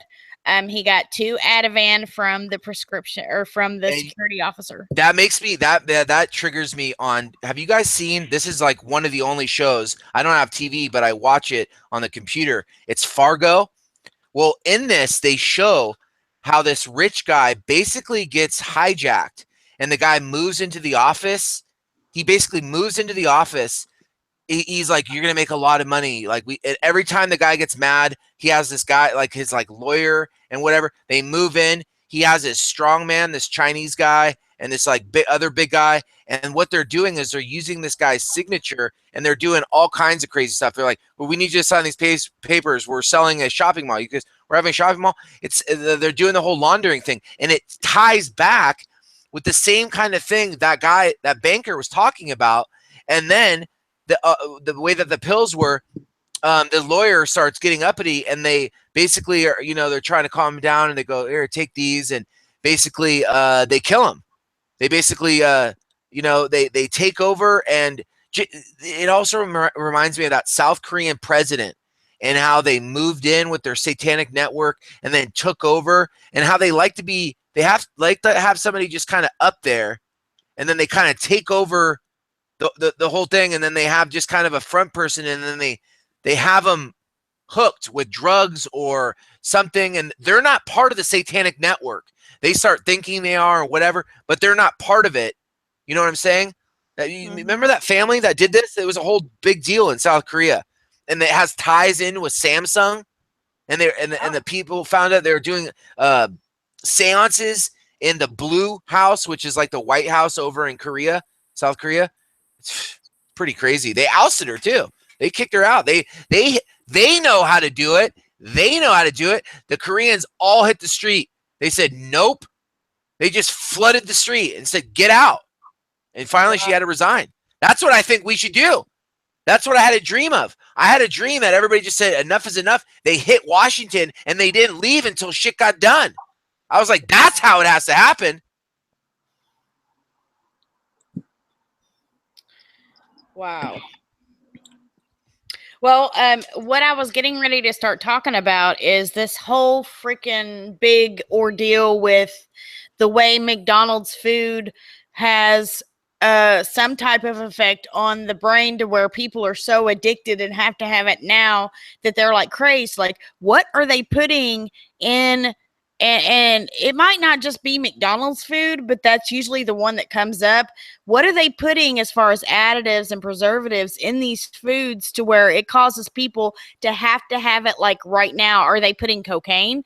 Are they putting, enough It's small some chemical, amounts where CH34970. The companies that basically are the medical companies, they're conglomerated in with these like DuPonts and whatever. You know that they got these additives that they know that people go crazy for, and exactly. I think they're adding it to all the pills. Not all the only pills. the additives, but let me just tell you, and I've said this before, but if people haven't heard this, this is going to autoplay. Hold on. Okay, listen. Now, this is coming from somebody that knows somebody in the police department. Basically, as far as, say, the coroner and the morgue goes, they are having trouble determining actual times of death because there's so many preservatives in our bodies that cause the body to decompose slower than what a normal decompose would do. So, when it comes down to trying to determine the actual time of death, there's so many preservatives that are slowing that process down. It's really affecting on, and that could be really big as far as like a murder case or something like that. It's funny that you said that. There was a third body found in New York in the Central Park in the waters, and they were saying how good it was preserved. It just reminds me of that. Wow. That's so creepy, though. It makes me that much more. I've been trying to be a little more vigilant lately about what I've been eating and drinking and stuff, and it's like absolutely. I only eat organic. I mean, I've been trying to. I mean, it's and everybody tried to make it seem like it was so much more expensive, but I mean, it's really not.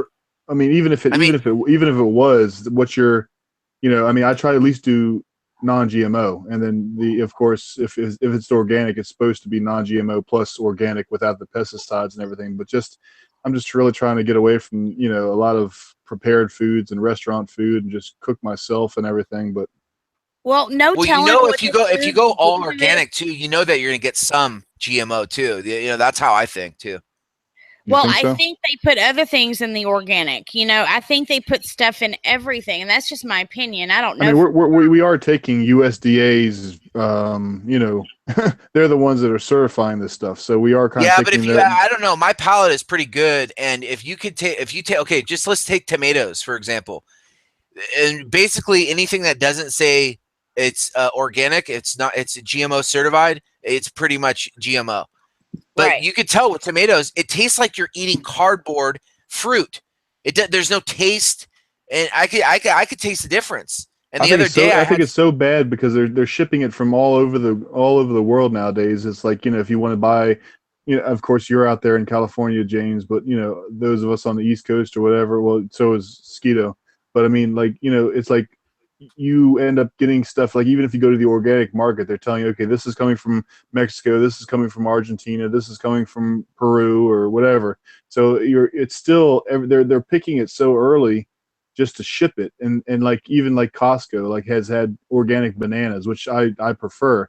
And then because years ago I remember them saying that there's certain things with heavy rinds or heavy skins like bananas. That's why you have to do local.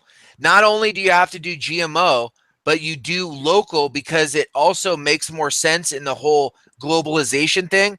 Yeah, exactly. That's why they're genetic. That's why this is what they only care about.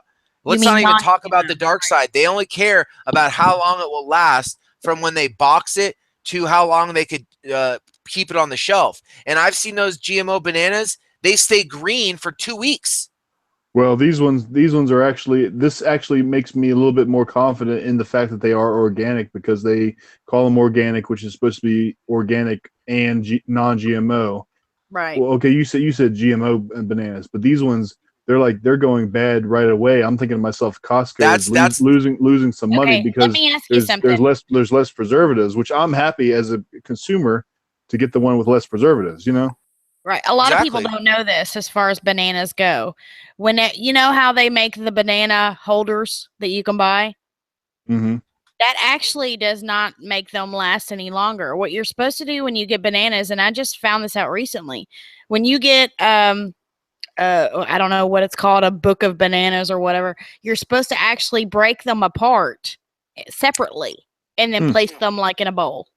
Never knew that. Like if you ever go to a gas station, how do they store the bananas? They're actually broke up, I just have never you know? based my But that's produce supposed to storage actually on make gas them stations. last a little bit longer. But Yeah. speaking of non-GMO, I just purchased already grown non-GMO tomato plants. So I've never had, as far as I know, a non-GMO tomato plant. Well, you know how you're going to know if you take a GMO tomato and you plant one of those seeds, you're never going to get a plant. Right. And that we plan on that we bought some Roma tomatoes, which are actually really good for canning and preserving and replanting. So they're actually, you can take a Roman tomato and actually put it in the sun and dry it out and preserve it, and get the seeds from it and then replant. So that's what we're planning on doing with some of these as well. But all the tomatoes that we bought, now granted, they were like $2 more a plant. You had the GMO tomatoes, which were like $1.98 for one plant. Then you had the non-GMO tomatoes, which were $4 a plant. But here's how I looked at it. That extra $2 or $3 is going to go a long way, and I guess we'll be able to tell not only by the taste, but at the reproducing level as well. Hey, have you guys heard of a fruit salad tree? Listen to this.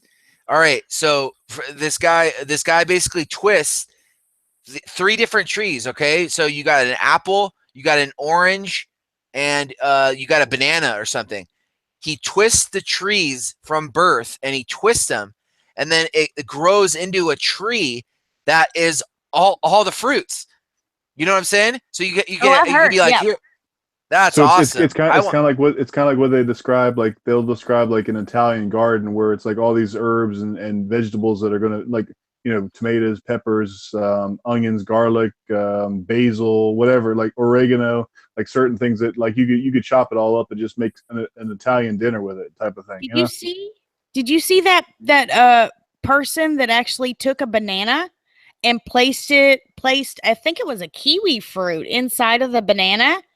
They placed it in there, they stuck it in the soil, like planted it like that, and it grew a banana tree, and it had kiwi fruits in the bananas. No way. Now explain that. I'll send it to you. No way. The word of the wise, like when you were talking a second ago, Kim, about the like, because you've probably grown, you've probably grown more than I have, but I've been trying to do a vegetable garden this year, and like I've been doing some research. Evidently, if you do the heirloom seeds, those heirloom seeds, which don't necessarily cost a whole lot more than anything else, if anything. Yeah, heirloom seed is non-GMO. Right, but they also are the ones that you're going to be able to use. Like, okay, the vegetable goes to flower at the end of the season. You're going to be able to collect those seeds and then store them, right, and then use them again next year. Yeah, so, but to have heirloom seeds, it has to be non-GMO. That's why they call them heirloom seeds. Yeah. Well, that's part of it, but it's also like some type of what do they call it? I was wondering that because all my plants are starting to have all these flowers. Open pollination or something like that, to where it's like there's different categories. Like if you buy a hybrid, corn or hybrid tomatoes or whatever, you're not necessarily going to be able to collect those seeds at the end. And that's because they're GMO. They're modified. They're not necessarily GMO, but like the hybrid versus the heirloom is something that's been existing prior to the GMO thing. So you don't need to get totally scared. To my understanding, you don't need to get totally scared about the hybrid versus the heirloom. But a lot of these, like, evidently, at least is what I'm hearing on some YouTube videos and also looking at some things online, that most of the consumer people who are buying seeds are not going to be able to even buy GMO seeds. So like, let's just say, and the Exactly, guys, because they don't grow. Exactly. well, the guys were trying to keep us from being too scared from like only buying, or like, because of course now organic, like the labeling and the marketing and everything, so much of it is going to go into just what the labels that's written on there. So like, we'll go ahead and spend twice as much or three-quarters as much just to go ahead and get something that says organic, when we could probably buy the other thing and it would be just as well. So I mean, I'm not trying to buy any GMO seeds, but it sounds like the public can't even get their hands on any GMO seeds anytime soon, which is good for us. We don't want it, but like if you go to Home Depot or you go to Lowe's or you go to your local nursery and you're looking at vegetable seeds, you probably, a lot of them now are jumping on the bandwagon, and they're realizing that people don't want GMO. So they're saying, oh, it's not GMO. So, okay, well, that's great. But you don't necessarily need to go into the organic version to get the non-GMO, because that's kind of a subset of the, you follow what I'm saying? I But know, I follow what you're saying, but also, Basically, what you're saying but is also it's Monsanto gives the farmers, hold on, Monsanto gives the farmers the seeds to plant every year because they can't use the seeds. Those are GMO seeds. So they have GMO seeds that will only produce one time. So but it's kind of like a weird thing where it's like, what the hell is GMO? What is that's the hybrid? crisscross between that and the concept of the hybrid, because like Exactly. the hybrid evidently dies after the first season, and like you can't go ahead and collect hybrid tomato seeds or corn seeds and then expect next year to go ahead and grow them. Whereas if you like, the only one that I've heard that you can be guaranteed, of course anything is up in the air, but in terms of being very guaranteed towards being able to propagate it the next year, is going to be your heirloom.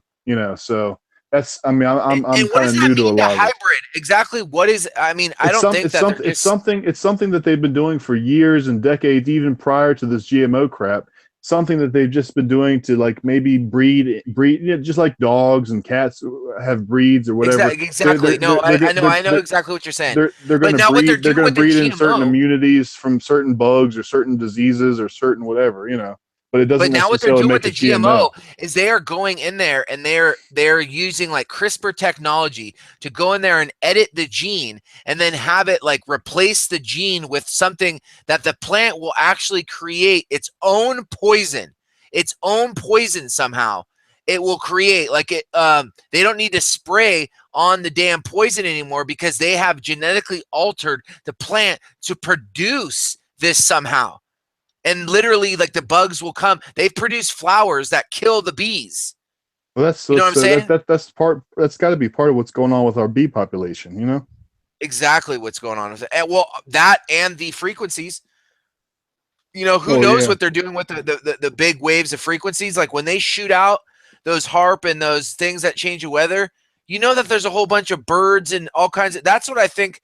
All these there's schools of animals that have been caught in the pulsation of the frequencies. Sometimes, there's a whole school. You fire off God knows what kind of frequency into the air, and there's a whole bunch of geese flying, a whole flock of geese. They're taken out, and then all of a sudden we don't know why they're dead. Well, Dead. You know what I'm saying? just here in DC, we had. I mean, I know Zachary K. Hubbard had covered some of it on one of his recent videos about the numerology involved with it. But like the like 80 ducks had died in the Lincoln Memorial reflecting pool, and I've actually done work there. I texted a guy and asked him, did that actually happen? I haven't heard back from him yet, but I'm going to probably be in contact with them this week. So I'd like to ask just to find out, because I'm right here in Maryland, right outside DC.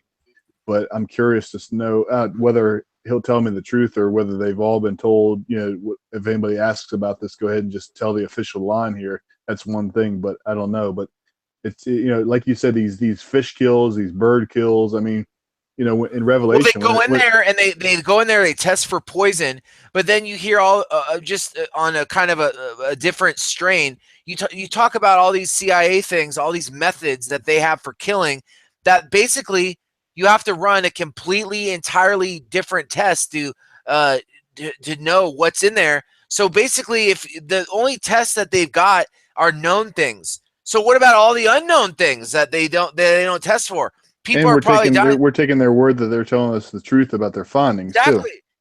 And that's the thing. When you have corruption this deep, how, everything they say is BS. How can you trust anybody at this point that they've gotten this far deep? And that's the problem. When you stop losing trust with the public, this is like the fall of Rome. Like this is literally, but they're engineering it. But don't They're forget literally that, they're don't stoking the forget that fire. we're the ones that are losing trust. The majority of people are too busy watching Stanley Cups and the NBA finals and everything to even give a crap, you know. People need to pray for discernment. They actually need to pray for it, because not everybody has the discernment to be able to read people or see if it's the actual truth. And if not, pray for discernment. Pray for God to give you an answer.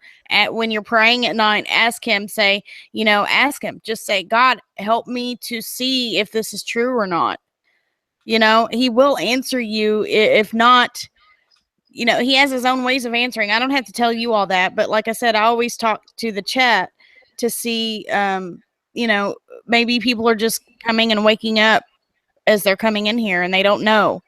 So, I mean, yeah, it's hard to trust people, but if we don't have the discernment to be able to tell what's real and not, we're not going to get anywhere. And I don't think we could ever be comfortable with, like your discernment at any one point, Kay, or my discernment at any one point, or James, or I don't know who else is on here right now, but Right. like any of us, our discernment is always ready for refinement. So it Right.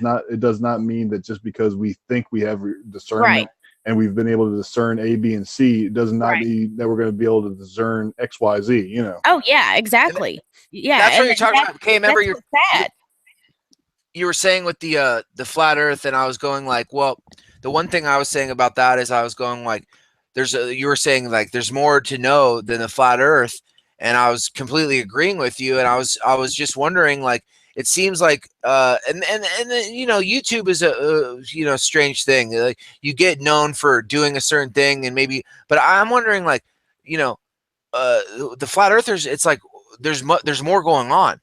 I just wanted to say that because I remember we were having a conversation. There is more going on than the shape of the earth. Right. You know what I mean? What people need to be concentrating on is not what shape the earth is, but the fact that we have been lied to since birth. Well, I mean, that's great. That's one of our strengths is everybody concentrates on different things. That way, it's no centralized thing. They can't get their stinking little hands around our non-centralized ways. And that's a good thing. That's what makes me so curious about why has this, I mean, I'm not even going to get into. Here's what I think. I'm not going to get. I'm not going to get in. I'm not going to get into the whole. We're not going to get into the whole flat Earth, but here's what I think. Here's where I think that they have been lying to us about the A topic, which is flat Earth. Okay, the shape of the Earth. Here's what I think. Regardless of who's right, there's a secret. There's probably extra land that we are not aware of that is holding so many minerals that they are funding off of that they do not want us to know about. Why do they have certain fly zones? No fly zones. Oh, guarantee. Well, if you listen to some of the military, they're patrolling Antarctica. Exactly. Yeah, what the hell are you patrolling? Have a 700 feet wall around it. Okay, now that could be God's doing, but there is something behind that wall that they do not want us getting to. Why is Antarctica off limits? Yeah, but it's not a wall. Okay, it's not a wall that's just like beyond the wall. It's down the whole coast, and also they go beyond that. That's Antarctica. James, let me talk. Have you heard of those people that go to Antarctica, like that whole crew that ended up missing, and then they ended up finding their bodies later? Exactly. They found out. It was the guy that sailed, and they sunk his ship. Exactly. And then that whole crew they disappeared. They were never seen again. They mysteriously disappeared. There's more to it. This is what we need to be concentrating on. I don't think there's a lot of lines of communication. I don't think, I'm not going to tell people what to concentrate on, but I think that there is no communicate. I think there's a lot of communication that's not coming out of Antarctica. I think that there is the one thing I was going to say was a second ago or a minute ago was just that, like, I know growing up, my mom always said that somebody had told her, and it really rings true to me, that if everybody's looking this way, you have to look the opposite way and say, what is everybody trying to keep my eyes off of? So the only thing is, like, with this whole, I mean, still among the truth community, the flat versus, sphere Earth is a big hot topic and everything, but majority of people are that's not even on their radar at all. But all I'm saying is that, regardless of what's going on with it, we need to wonder, why is it now such a hot button topic? One, it's God. It's because it is part of an awakening. Once you realize that you can't do anything, you can't go back to the way it is. So I understand that. Believe me, I understand the way it is.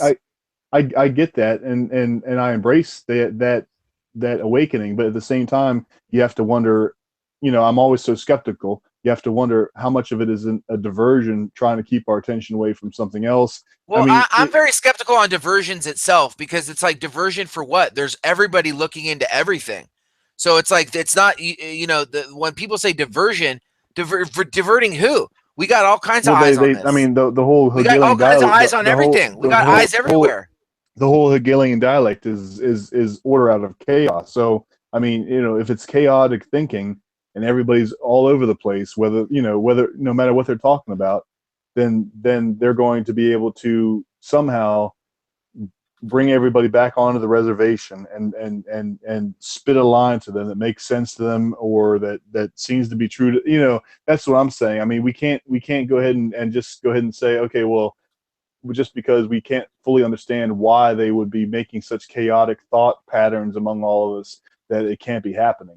That's all I'm saying, is that just the fact that there are so many things that are being discovered. There's either one or the other, or there's a combination of, it's either God bringing things to our attention that we are not aware of up until this point, or it's some type of a combination. Yeah, of that. You get to a point where you start blurring the lines and you go, what's military?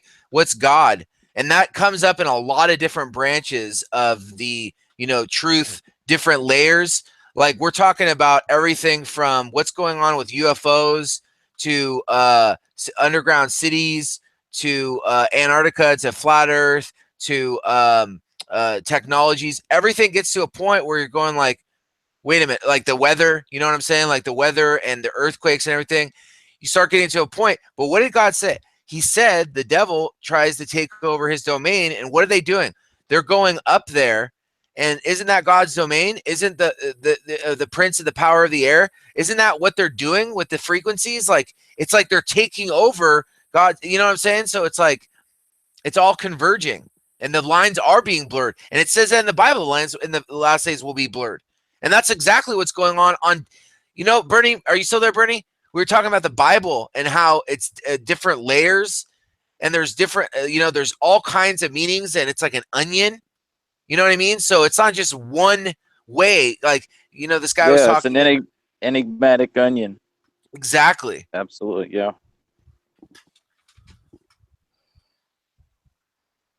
Exactly. I don't understand your Asperger syndrome, Robert. I think he's just trying to be funny. Yeah, he's just let Robert be Robert. Can I just say one thing? And I don't want anybody to get upset. But I'm upset. We need to stop talking over one another, and we need to let people finish talking before we interrupt or start speaking, please. I'm upset too, Max. I'm not going to say anything else at all, ever. No, I'm not saying anybody individually. But, we need to be able to speak our points. Not not anybody independent, whatever. Are you triggered, Kay? Yeah, I'm getting triggered. I won't say anything ever. Yeah, you're triggering all of us. You're triggering all of us. Well, I'm sorry. Very triggering. How about this? Don't you shut up, Chris. Let me jump in. So, would you all let Skeeto jump in for once in your life? Skeeto jump in. Okay. Oh man! All right. I like you guys. Hey, I like you. You're very nice. Okay, so I'm picturing Skeeto with that mustache. Right. Oh my gosh. I've never done a mustache, but that might be cool. Even though like half of mine's missing. So another story altogether. Blow torch. You don't want to know. Yeah, I got blow torched. Bacardi 151. You don't want to know. Oh, hey, Kate, what were you gonna say about these signals? I wanted to hear what Bernie's thoughts on this were. Wait. Skeeto was gonna say something. Hold on. Oh, So basically, when we're done talking, let's just give a pause of silence, and then the next person goes on speaking. That way, We You we have- count Go to ahead. 5 You got seconds. you got the floor, bro. Go. yeah, like the 5-second rule, right? So when somebody stops speaking, you give a pause, and then the next person jumps in. That's not how Then- talk radio works. That's how my talk radio works, man. You Well, didn't it's just even one of listen those to the things with rule, hangouts. man. It's just a suggestion. It's just the way that it is. You got to delay, and then by the time it's just one of those things. It's a heated topic. It's like a conversation where everybody's involved. It's a good thing. But we still need to be respectful, though. That's how I was taught, growing up. Hey, wait 5 seconds and then start talking. All right, Kay. I don't think anybody's being disrespectful, to be honest with you. I'm just saying, because if I don't get my words out, then my ADD kicks in and I completely forget on what I was saying. All right, there, Kay. Yeah. 1, 2, Shut 3, up. 1,000. No, dude. 1,001, 1,002, 1,000. 1 Mississippi, 2 Mississippi. Sorry, I just had to throw that in there. Bernie, I seriously want to know what you thought about this. The whole thing with the signal that comes out of. We're not talking about the actual thing that's going on with what's on your phone or whatever. We're talking about just it being on. Literally, your phone, the TV, the computer, putting out a signal. And you know how just some people just stare at their phones? I mean, I'll be honest with you. Sometimes I get up in the middle of the night and I go and sit in front of my computer and I fall asleep. And I'm wondering if there is not some sort of signal connecting with the brain, and it's introducing a little dopamine, it's like creating a little neuro lock on you, if you will. Well, all devices emit some kind of a frequency. Some have higher frequencies than others. Some of them are stronger. But you kind of have to wonder why people stare at their screen so much. Is it because there's some kind of a frequency going on, or is it because they're simply accustomed to staring at their phone because they're wanting to get all the notifications on their Facebook or whatever it is, Snapchat? They have so many distractions out. It's really easy for people to just get lost in their phone. But have you ever I seen think if you do spend a certain amount of hours on any device, you're going to have an effect from the frequencies because you're around them so much, because it does whatever you have around you, it's going to enter into your consciousness, your brain frequencies. And they talk about the gate being through the oculus, and the oculus being the eye. And if everything that we're looking at, guess where it's going? It's going directly into our eye, and that's the gate. I sometimes think they're talking about is the eye. They're literally like, that's the entrance zone into your brain where we fed. I mean, Richie from Boston did a video on this, and it really highlighted. Remember those creepy commercials? Remember those creepy commercials? Remember those creepy commercials? Those Hulu commercials, and they were like super like creepy, like we got your brain, and this is your brain on all those. Remember those? I know what you're talking about. Those were creepy. Those were. No, yeah, they definitely were. They definitely were. But yeah, that's the thing about Hulu. They just put it right in your face. Television rots your brain. Have some Hulu. Have some more.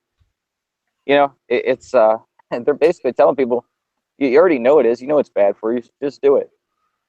People go along with it. They take a little bit of humor. They don't realize the truth that's embedded in the humor and how seriously these people really take it.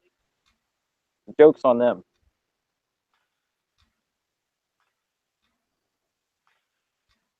Five. All right.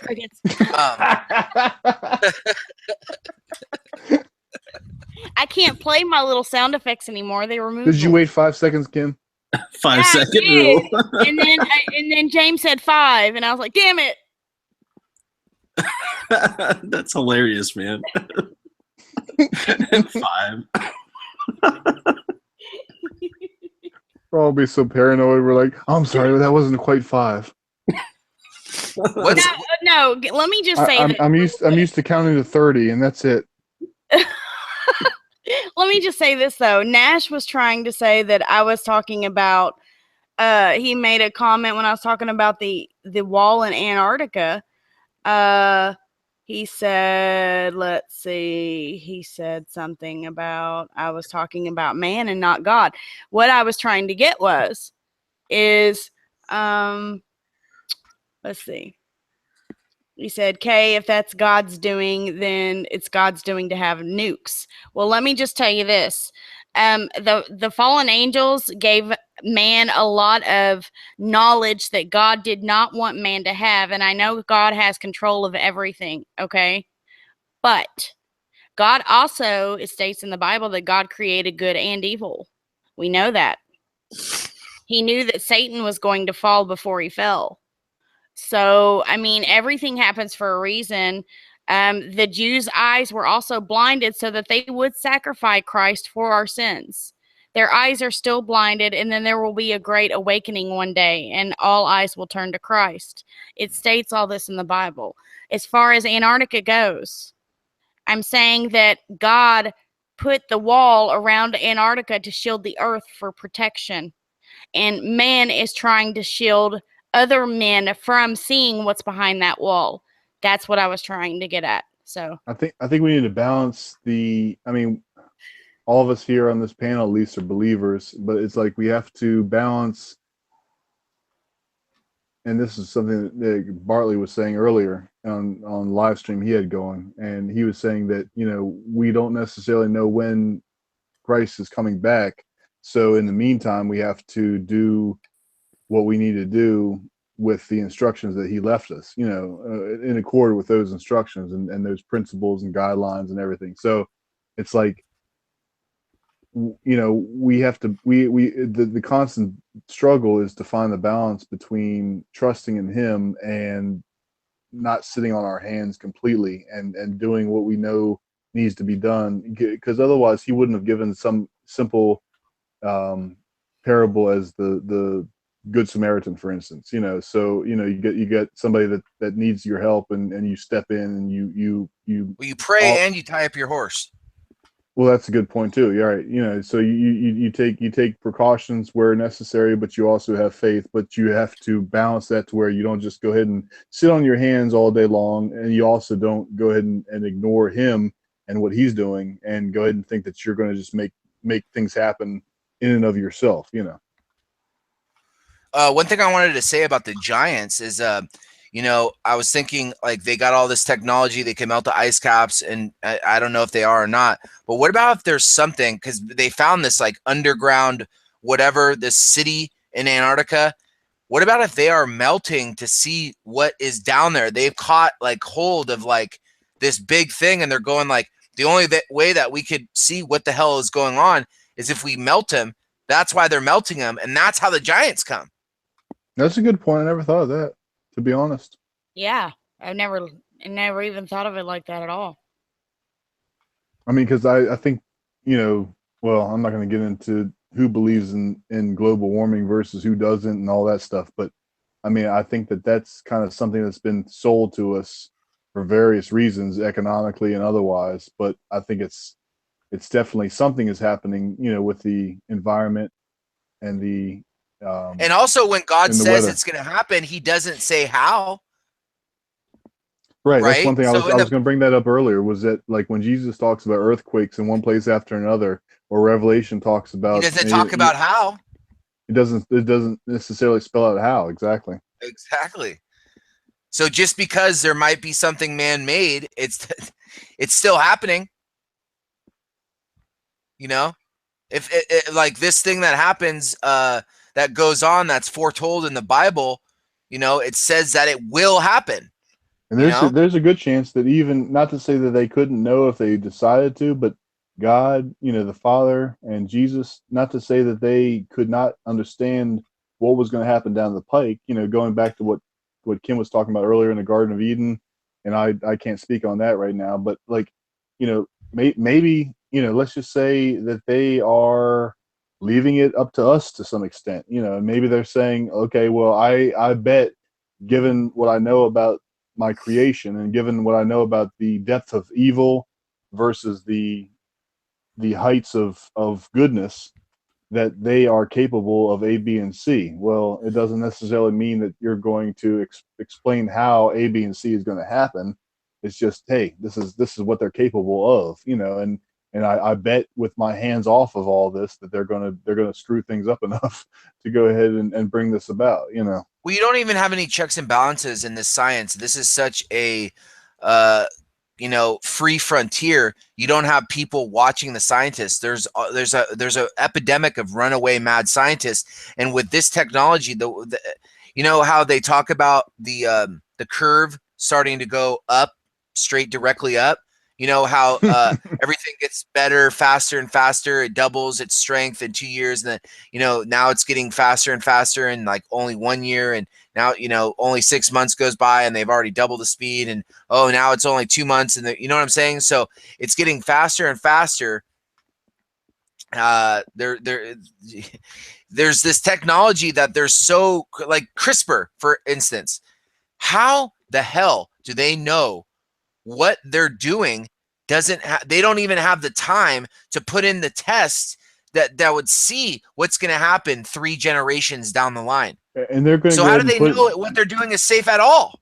They're going to go ahead and put it into their presentation of that type of technology, CRISPR or whatever. They're going to go ahead and put in there. Well, there are people that could use it for nefarious means, and there are, but they do that with everything. Exactly. So what I'm saying is that you have to go ahead and, like, the people that who are bringing to your table, like even 12 months ago, we knew about CRISPR and whatever, and like they're bringing to your table. Oh, well, what about CRISPR? Well, okay.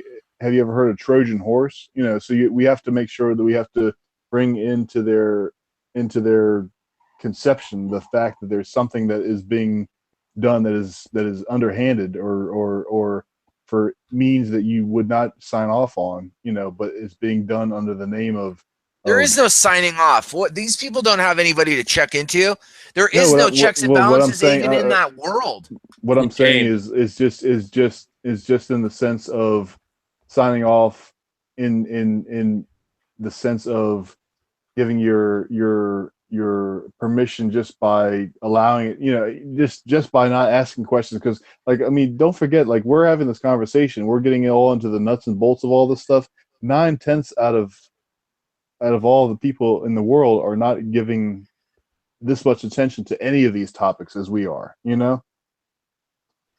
But, there's never been everybody on board. Even when, like, say, the revolution and stuff, there was a good portion of the population that wasn't into it.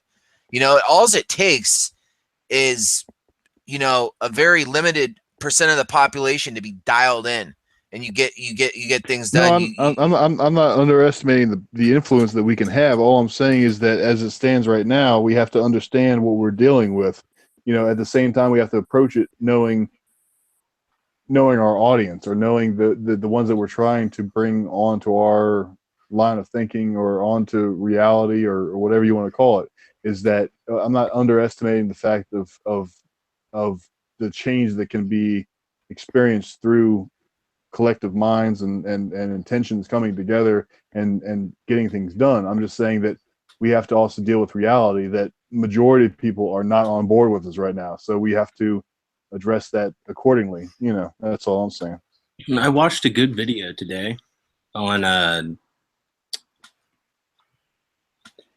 it has to do with free energy, and it was about water gas. Okay, so water gas is a free energy, right? And it's about, I don't know, it's about 48 minutes, something like that. It's a great video. I think you guys should watch it. It's really good. It's called water gas. Water gas. So basically what it does is it's completely fuel efficient, and it heats up to the energy, to the temperature of the structure that it's next to, right? And this guy does all these scientific experiments with it, and it's completely amazing. I mean, water gas is like melting steel. Perpetual motion machine? I don't know if it's perpetual motion. The input that it takes in order to drive it, there is more, output is greater than the input. That would be a perpetual energy machine, or the energy that it takes to go, it literally can keep going. It's not quite the same thing. It's it's a little bit different. I can send you the link, James, if you want it. Yeah. You want me to? How can I send? Send in the chat or the oh yeah. Okay. I forgot everything like that. Just to do it in the hangout. It's really cool, man. It's really awesome. Can't you just send it in the hangout? Yeah. Hold on, I'll find it. Yeah. That reminded me of the Fifth Element. That's what I think is going on. And you get little stokes of it through movies and stuff, and the way that they talk about NASA and stuff. There is truth in movies. There is truth in movies. And I don't know what's going on, but it seems like there is a fifth element above us in the heavens. Like almost like a water gas, you know? Something like that. Something with properties that we don't necessarily even know. Yeah, this is technology that's being hidden from the public. Oh, absolutely. Okay. What this guy was showing, this is the first time I've heard of it, and I think that's why they set up the patent office. I think that's why, you know what I'm saying? Like, you got to have your patents, you file them. Like, how do we know? I think they have taken over that thing, and you file your patent, and they just come and kill you. If you're that smart and you're trying to do it, I mean, we know that they kill scientists and all this, and if not, somebody like what's his name? He pretends like he's crazy. The guy that he has the death ray on his damn it. Tesla? No. He's a scientist right now. Okay. He redid Tesla's thing. He's the guy that has I hate these people that just go piggyback off of somebody else's stuff, you know? No, this guy's smart. He's the one that has. He may be smart, but he's piggybacking off of Tesla stuff. Oh, whatever. But I mean, it should be.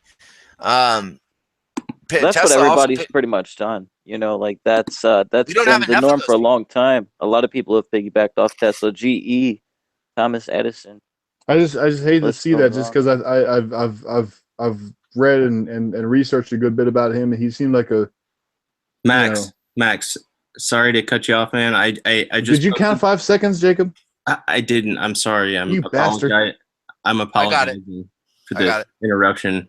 I just posted this link in the chat. I just wanted people to know. I'm just messing with you. Yeah, continue. No, I just don't like to see somebody like Tesla who has. I mean, yeah, now there's a company that is named after him that is a big deal, you know.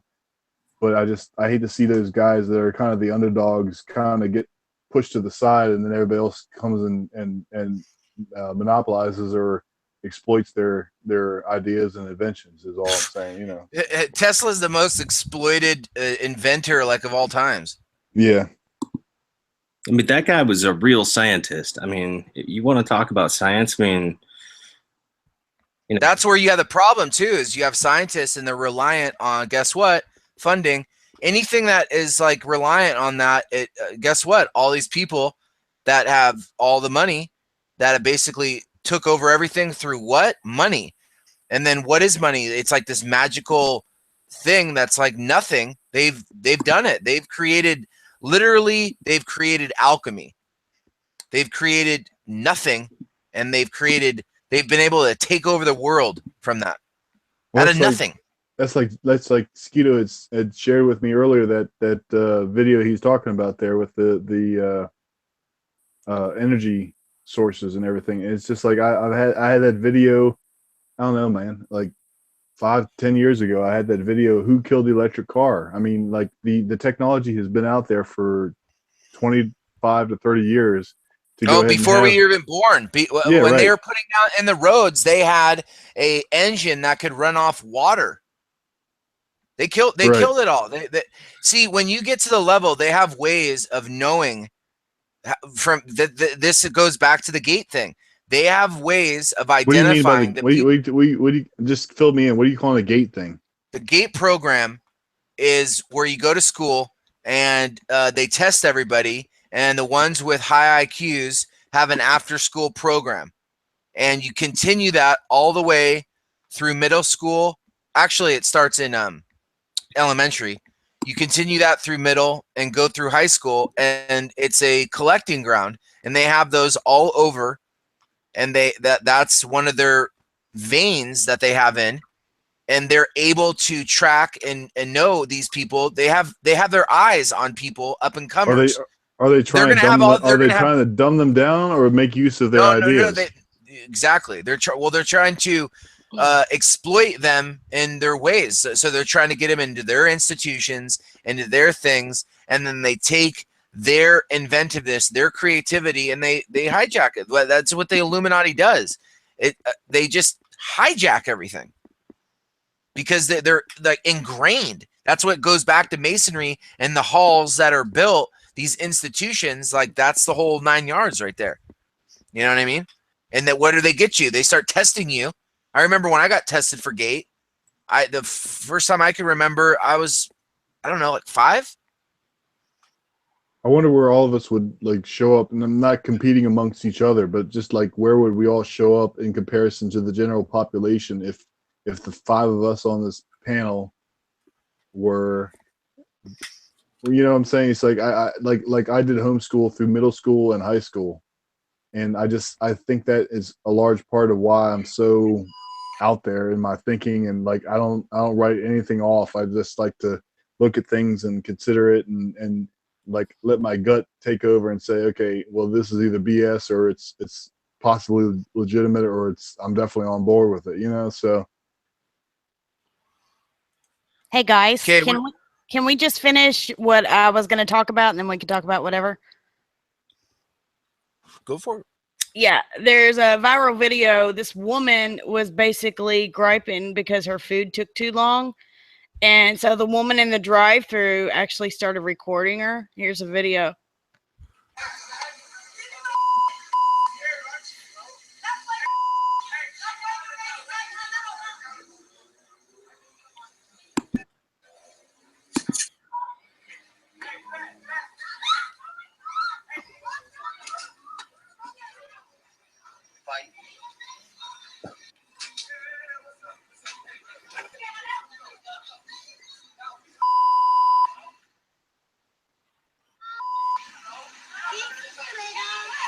And basically her kids are in the car watching all this, okay? I mean, it's terrible. I don't know what's trying to pop on here. And then the next one, a 12-year-old pulls a gun in fight over chicken nuggets, police say. 12-year-old boy pulled a gun on a classmate Tuesday, demanding she give him one of her chicken nuggets. The boy followed the girl into a McDonald's and asked her for a McNugget. The girl refused. The boy followed her to the Subway. Now, okay, where he put a gun to her head, demanding she give him a chicken nugget.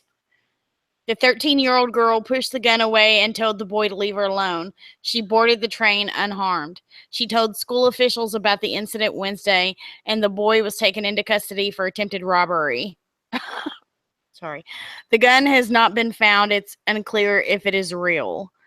Okay, this makes no sense on this. I don't know if this is a fake story or what, probably is, but where their agenda is, if it is fake, I'm not sure. But were they in school, out of school? I mean, I don't know. It doesn't really make sense, does it? It almost sounded like they were in school. I don't know. But anyways, it's just what this stuff is. The whole thing doesn't make sense to me. It doesn't. Yeah, it reminds me of the United Airlines fiasco and what happened shortly after that, where they had all these airline flights that were breaking out. And I'm not really sure what the agenda was with that either. But that story you just showed, the last one, that's conjecture at best, because they said they haven't found the weapon. Yeah. And I'm pretty sure there's no outbreak of 12-year-old kids running around pointing guns at girls' heads for chicken nuggets. It's stupid. Right. Listen to this one. Stabbing followed fight over chicken nuggets, police say. And isn't it funny how they all say police say, or they say allegedly or something? You know, they say a man was stabbed Saturday for sure at a Binghamton residence after an argument involving chicken nuggets. The 39-year-old victim suffered multiple stab wounds. to his abdomen and one just below the ear in the assault, which took place at 8 Crandall Street, blah, blah, blah. The victim remained hospitalized Wednesday, listed in critical condition over some chicken nuggets. 31 years old. Charged him with a felony count of attempted second-degree murder. See, that's what I'm talking about. You know, right here. They charged this guy with a felony count of attempted second-degree murder in connection with the stabbing. You know, like that woman that just pushed her kid down the stairs in New York, I think it was, while the kid was in the stroller, and she was not charged with attempted murder. I don't know if you all heard about that, but she was obviously not just wanting to, you know, give the kid some bruises. You know, she basically wanted something terrible, if not kill the kid. I mean, what is the point in, you know, if you're going to harm somebody and use a deadly weapon, you know, you're basically, you should be charged with attempted murder. I mean, that should be loud and clear. But that's just how screwed up the justice system is. Let's see. He said the victim they'd known each other for a few weeks, blah, blah, blah. Next one, let's see. Police called. Excuse me. Police called after woman complains chicken nuggets weren't cooked fast enough. I mean, really? And here's the Waco Police Department. Of course, Waco. Here you got. Yes, it happens. We actually had a chicken nugget call last night. You have to speed up the fryer, Kay. Officers called to a restaurant drive-thru because a customer was mad her nuggets didn't get cooked quick enough. See, and people like this are clogging up the 911 dispatchers by calling because of freaking chicken nuggets instead of calling the manager. You also have an epidemic of these people that want to show you justice, right? I've had a lot of this, and they don't know how to do it, so I'm going to call the police on you. And they think, I had to deal with this in my neighbor. And literally the police had to come and be like, lady, we're not here for what you're doing. And they literally, everybody was out in the street. This is like a big deal. I forgot what the exact circumstances were. She had like a fight with her husband. And then she ended up like just coming over and like, but like really like just assaulting me basically with her like, no, she is the type to leave notes on your car and do all this. She was like and then when her and her husband would get into a fight, she would come over and she would make my life hell. And you could always tell. Well, this time I could tell that they were fighting. That you know, you could hear them fighting. It was a whole 9 yards. And then she comes over. She calls the cops on me, and this was it. This I forget what the exact circumstances were, but the cop actually had to go. And the husband was like not showing his face. There was people in the street. It was over like something with dogs or something. I forget what the hell it was. And he literally came over to her, and ever since then, he made her feel like it was pretty embarrassing what he did. You know, he like made her come out to the street. Everybody was watching, and he was very loud. Like everybody like could tell what was going on. And he was like, this isn't what the police or, you know, this isn't what our job is here for. Right. You know what I mean? We're not. And she would use it almost as a way to like get back, you know, like, oh, I'm going to call the police. And I had an ex-girlfriend that was exactly the same way. It's crazy. And it's being bred within our culture. You know what I'm saying? Like, oh, well then you know what I'm saying? Like, they just like think the cops are like they're like little butlers, and the people just have that like way of thought. I do Uber, and people think because you're giving them a ride, like they own you. Like I had this guy that wanted me to go and like get him crack, and I was like, you definitely are on crack because I don't know what your thought process is. Get the hell out of my car. Wow. He's like, I'm just going to go. And he's like, just roll down the window and do it. And I was like, get the hell out of my car. Where was your phone when that happened, when the cops were called on you? I would have been recording that stuff. Yeah, seriously. I don't know. The sense of entitlement that so many people have is incredible. Oh, yeah. A lot of it has, what I think it has to do with is this millennial generation, where they think, everybody needs a trophy, everybody's a winner, and then they get triggered if they don't get their way, they're lazy. And yeah, I will say it, this selfie generation, and there's a reason they're called selfies. It's selfish selfies. And I don't think they're necessarily narcissists for wanting to take selfies, but this stuff is getting out of hand.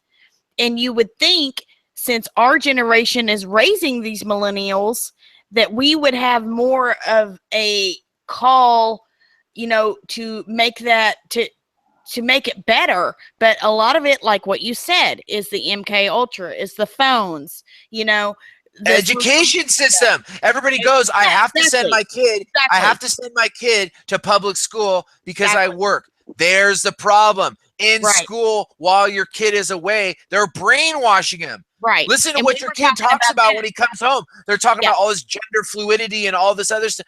What are you teaching the kids? Because it is showing now. We're seeing the millennials. I think my generation, I'm 35. I think my generation, and I was I remember before the internet. So my generation, they were starting with it, but it was a slow creep. I mean, and my parents' generation, the whole thing with the TV, that's the first generation that was under heavy mind control. I mean, we're talking about our generation. Yeah, because I'm 36. So yeah, our generation is the ones that are raising this millennials. Shut up. Hey Max, how old are you? That's irrelevant. I'm 19. Trigger warning. I'm 19. Oh, trigger warning. Okay, yeah. Anyhow, so like for instance, I would love to homeschool my children, okay? But I don't want to be in this generation. I don't want to be in this generation. I'm glad to be out of it. This millennial generation, you're still alive, dude. Well, yeah, of course. Well, Dude, yeah. I think we're all pretty much the same age. I mean, I'm 35, so. Yeah, you remember before the internet? What other generation could say that? The generations that are being born now, they don't make. I remember pre-Google. I remember when you had to log on, and it was like ding ding ding ding ding, and the only thing you do is stop making fun of how Chinese people talk. James, I remember Prodigy. Remember Napster? Oh yeah, AOL, Prodigy, and Napster. You've got mail. Prodigy was back in like 91, 92. That was like when it first started. I remember using Morpheus and Kazaa. That's what I always turned to when I wanted to download something back in them dial-up days. Napster. See, Chris is a little younger than us, so he's got. Yeah, exactly. Like, I remember Kazaa, and I was going like, yeah, there was a couple I remember Napster was big. Yeah. Kazaa, the time I got to Kazaa, there had already been a couple. So I remember the very first one was Napster. Heck yeah, that's the first one I remember. Awesome.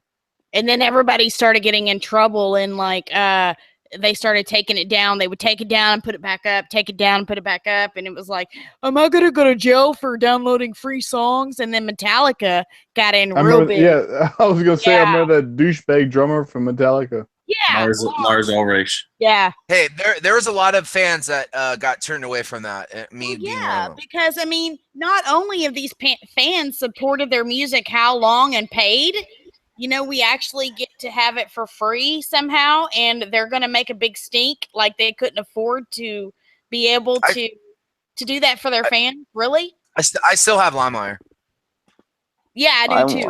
I still have Mud. I still have LimeWire. Yeah. I still have. Let me see. I got SoMud. I got FrostWire, LimeWire, and a couple others. LimeWire's ancient, man. I wouldn't trust that. There's so much garbage on there. You should try out SoulSeek if you can. I don't know if you can do it on Mac. You probably can, but try SoulSeek if you haven't already. I used to use LimeWire. I tried that, Chris. It didn't work. Yeah, it's weird. I don't know. It has to do with your router. A lot of times your ISP likes to block certain channels on your router, and you're unable to connect. So you just have to change the ports and configure them around just right. Yeah, you got to configure the ports these days, or they'll bust you, and you'll go ahead and get garden walled. And garden walled is where Verizon basically comes at you and goes, hey, well, you can't have this software on your computer. Who the hell are you talking to? I pay my bills, and they basically keep you from the internet, and it's like, damn it, If you weren't such a conglomerate, I would change my ISP.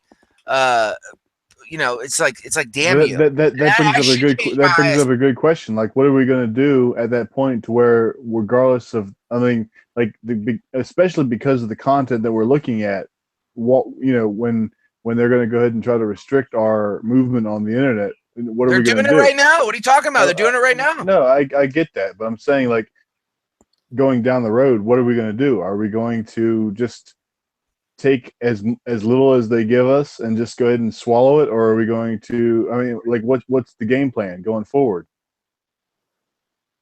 What you're talking about in terms of censorship?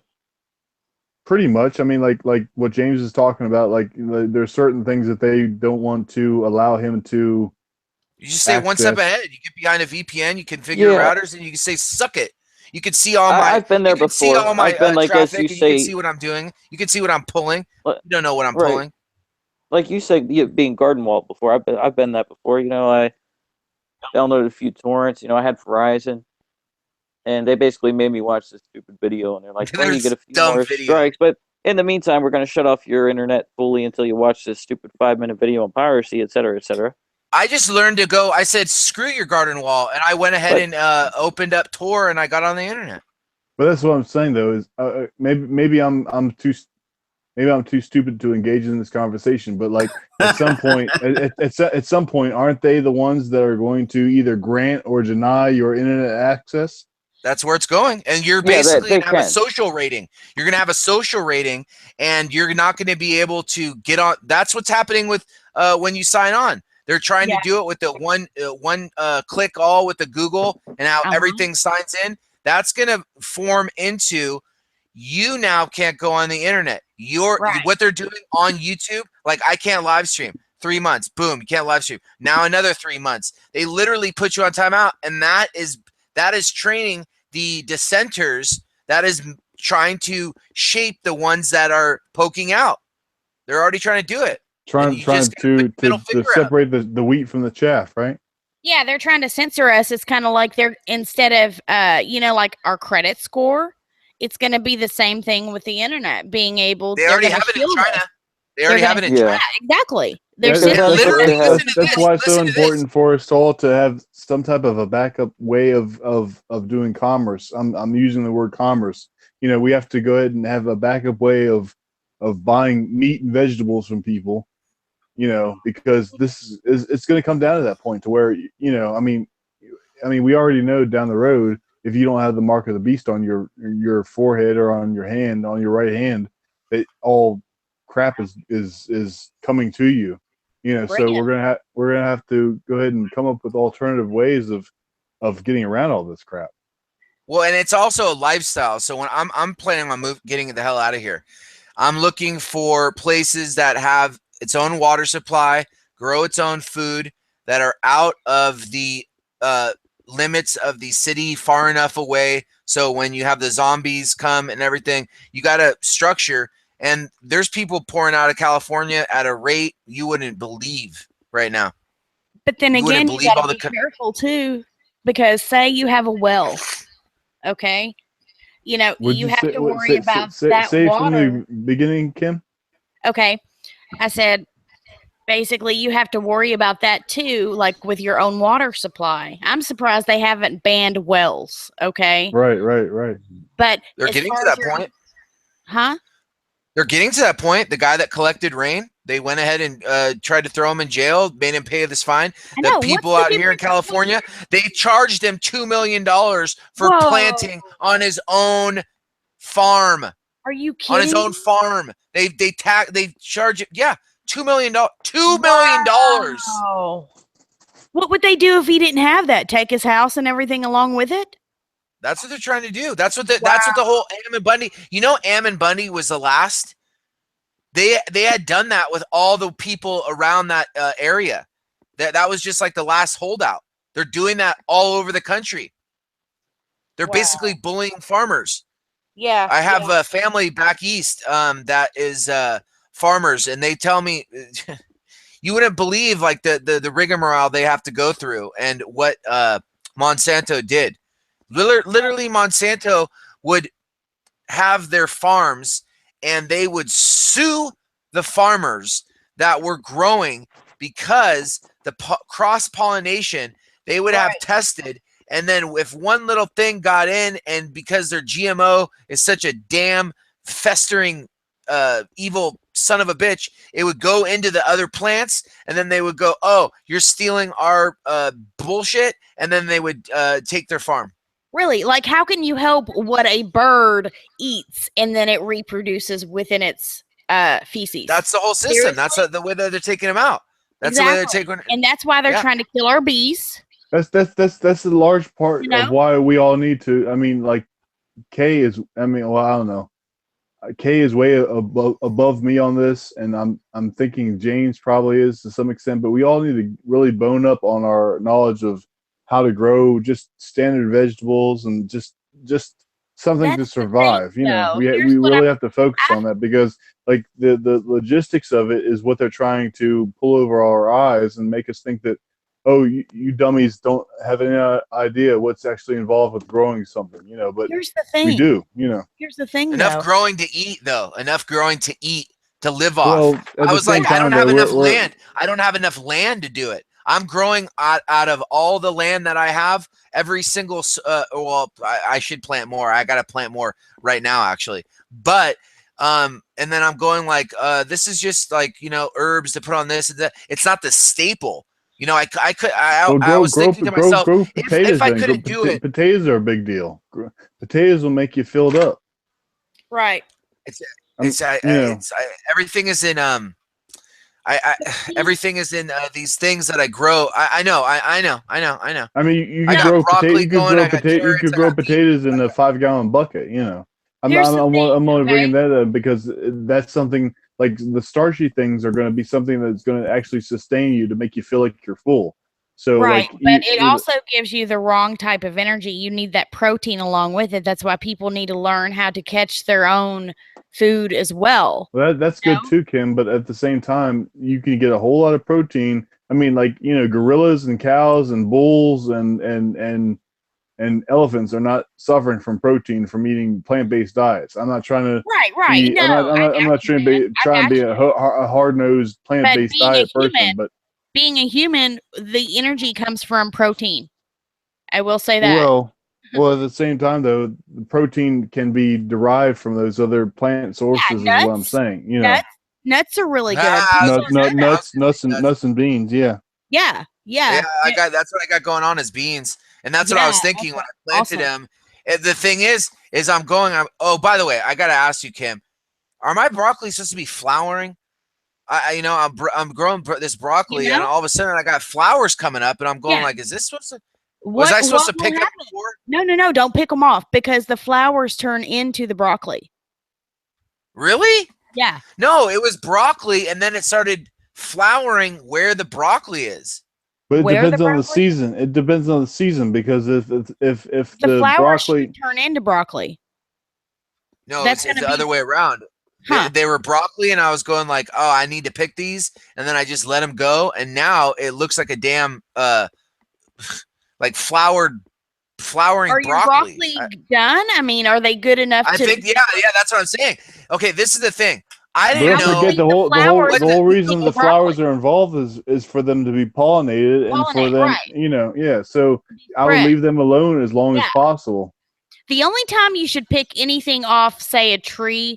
Okay, say you have an apple tree or a pear tree, you know, trees can only hold so much, and they may be overpowered. So, like, say you have 20 pears on one tree, you need to pick those, you know, the extra pears off so that tree doesn't get overpowered. You know what I'm saying? But what I was trying to say is with our garden, okay, we have grown a garden for the past 5 years. The first year, everything flourished. It was awesome, amazing.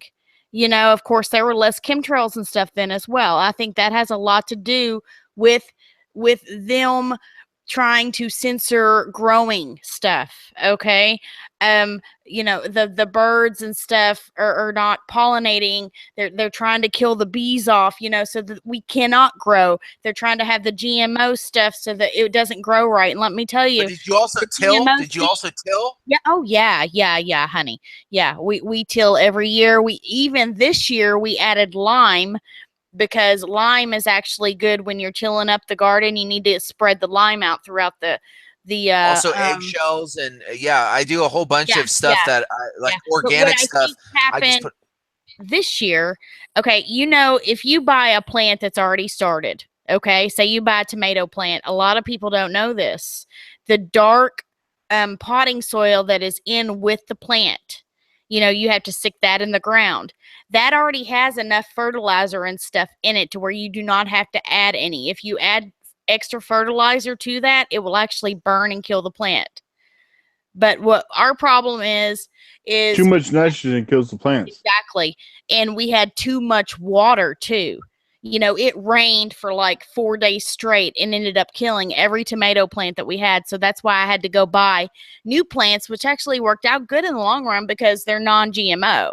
And like I said, I paid a little more for them, but I'm so excited. These plants are just looking awesome compared to the GMO tomato plants that we had. But I'll let you all know. I'll actually go out there tomorrow and take video and let you all know. The corn's coming up really good, but every year before this year, I don't know how it's going to turn out, but you cannot find anywhere non-GMO corn.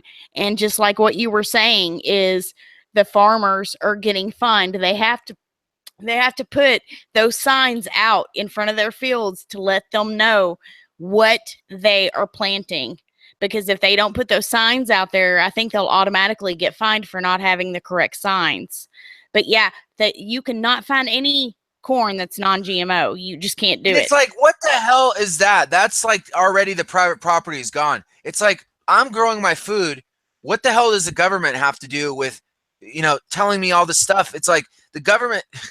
You keep letting the government go, and you're going to have these street sweepers twice a week coming. They give you tickets, and who cares about the dumb streets being swept because they keep hitting you with charges of $100 if you don't move your stupid car. They got the damn police behind it, and it's like, who needs your dumb sweeping 2 times a week? How dirty is this street going to get in a week? I mean, you don't need to keep doing this. Dollars are not put forth towards where they need to go. Absolutely not. You know that article, I think it was like a week or two ago, where they said the seed bank in Switzerland or the Netherlands, wherever the huge seed bank is, flooded. It's flooded. Yeah. That? Can you believe this? Can you believe this? They were building an end of the world thing and they didn't make it a flood proof. Exactly. But you know what? That's not the only seed bank that's in the nation or in the world. There are tons of seed banks. And a lot of people don't realize that. I would hope to think so. Yeah. Exactly.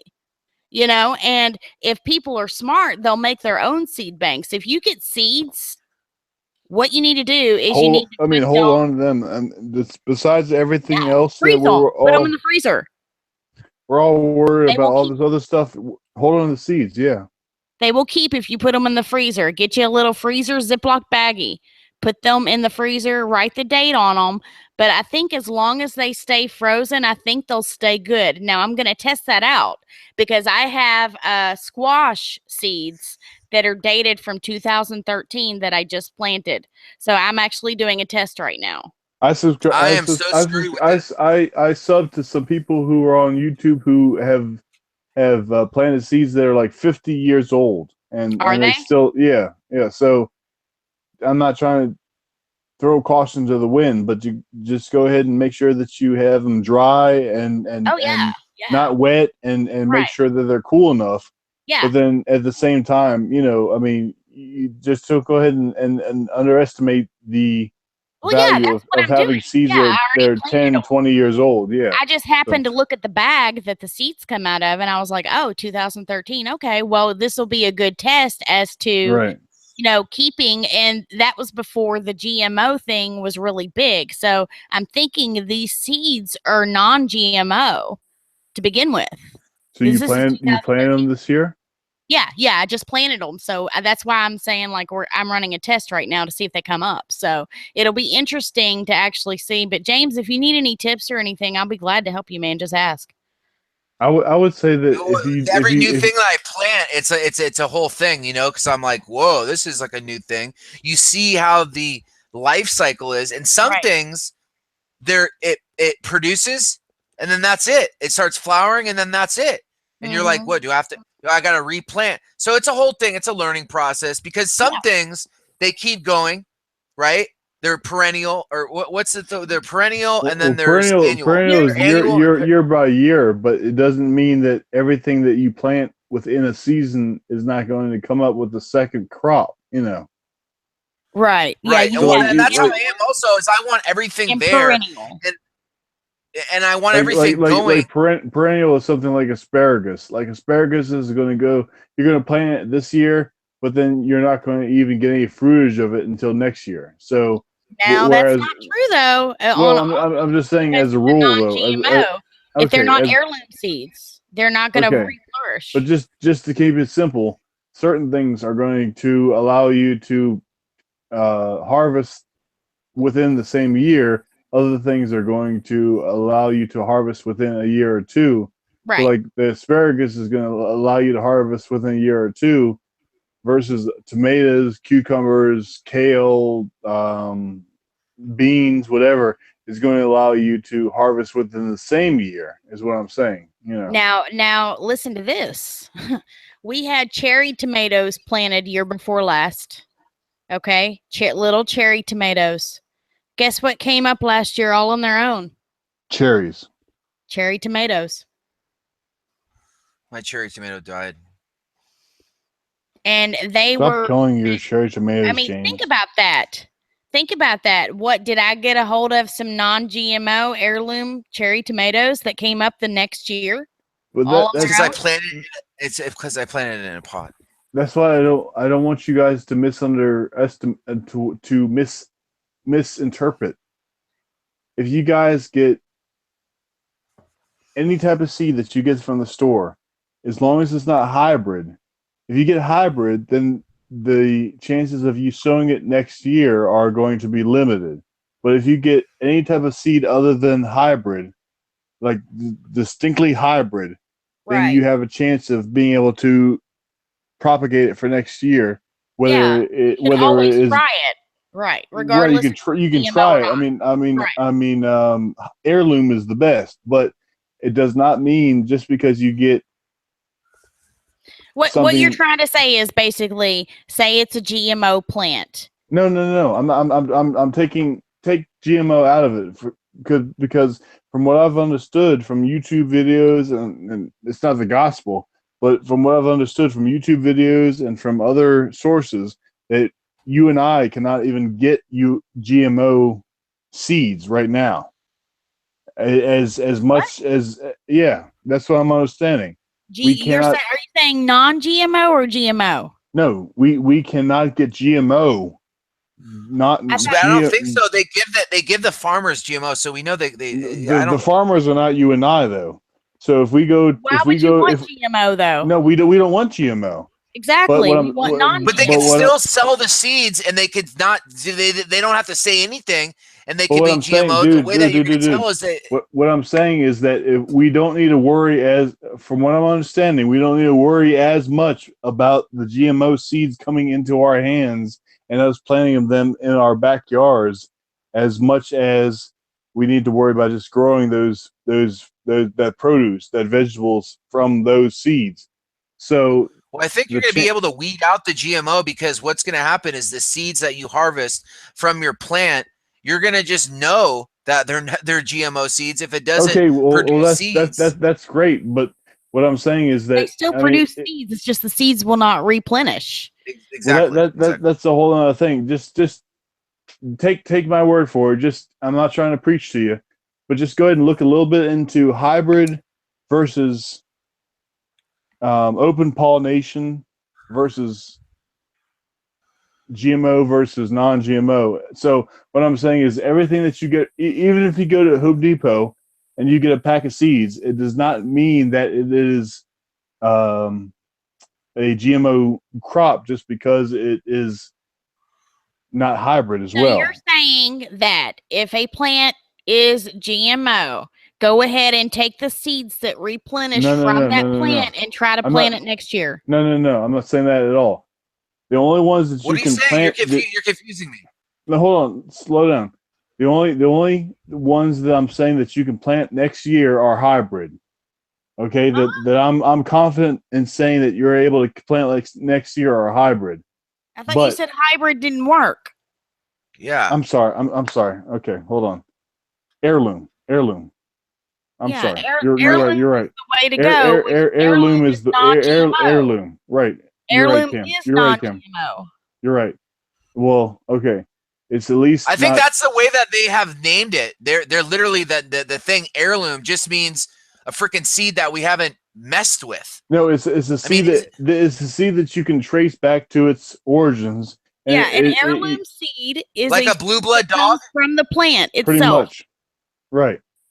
If you have an apple that came from your tree and you take the seeds out of that apple, that is an heirloom seed. I took two H's and I confused it, which I'm sorry for. So if you take an heirloom seed and you go ahead and say, I'm going to plant heirloom tomatoes or I'm going to plant heirloom squash this year.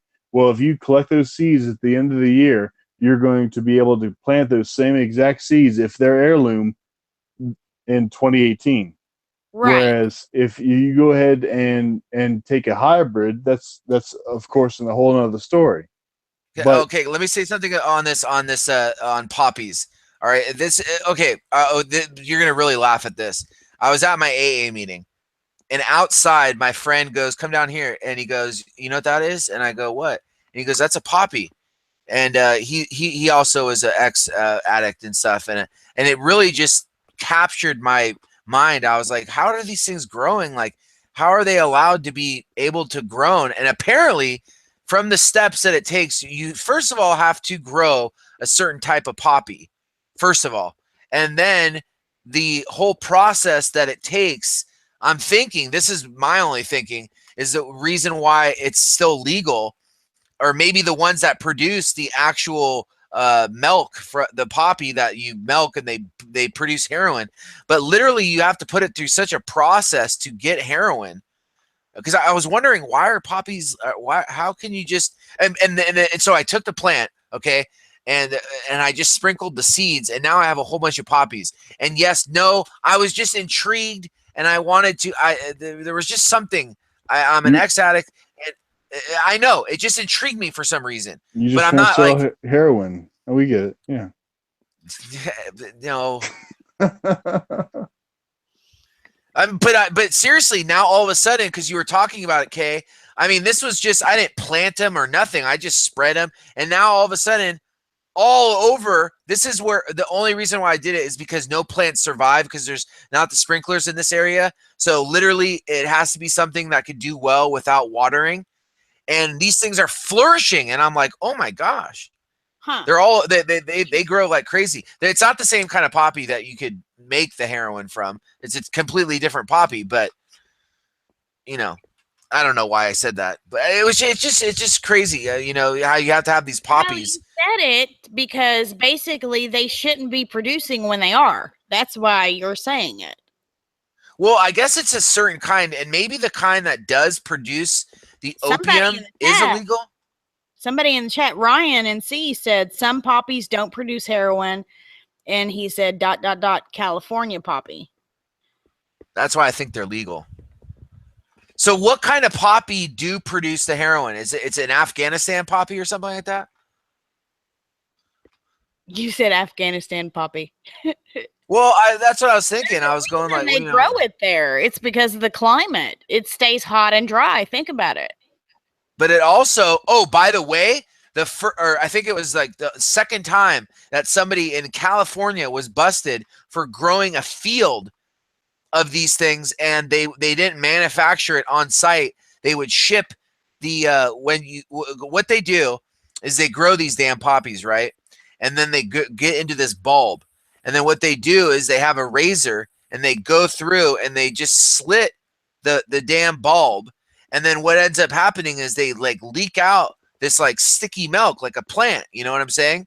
And then they go around and they have this little cup, and it's like filled kind of like with a plastic because it's like this like smeary gushy stuff.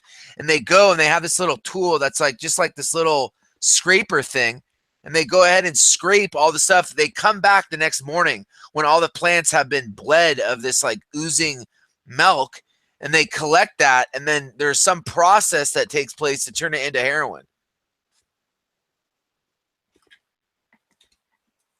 Yeah, exactly. That's what they are doing over in Afghanistan. They're waiting until these damn farmers, they are waiting till the poppies get to the mature, right thing. They're waiting until that time, and they're sticking the military to like watch over That's exactly what we were doing in Afghanistan. That's exactly what we were doing there. 90% of the world's opium, 90% of the world's opium comes from Afghanistan. And now you see and ever since the Afghan war, you've seen a massive influx in heroin in the United States. And guess what? Guess what? That's the second kind of a jihad. If you listen to these the Islam people, the one kind of jihad is really quick and they blow themselves up or whatever.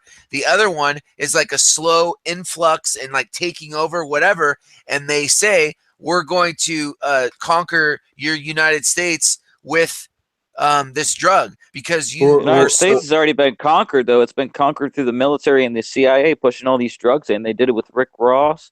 They look back to Iran Contra, cocaine, crack cocaine epidemic in the 1980s. That's when they started putting two and two together that they could make all this money on the drug trade, like right around Vietnam. And that's what what's it called, the Ho Chi Minh Trail and with the Golden Triangle and all that stuff. And they started being able to fund their other military, their black deep state military. They started doing that, and then look at what they're doing now. You see an epidemic of people on heroin. Guess where that's coming from? That's coming from the deep state itself. Mm-hmm. Yep. Yeah.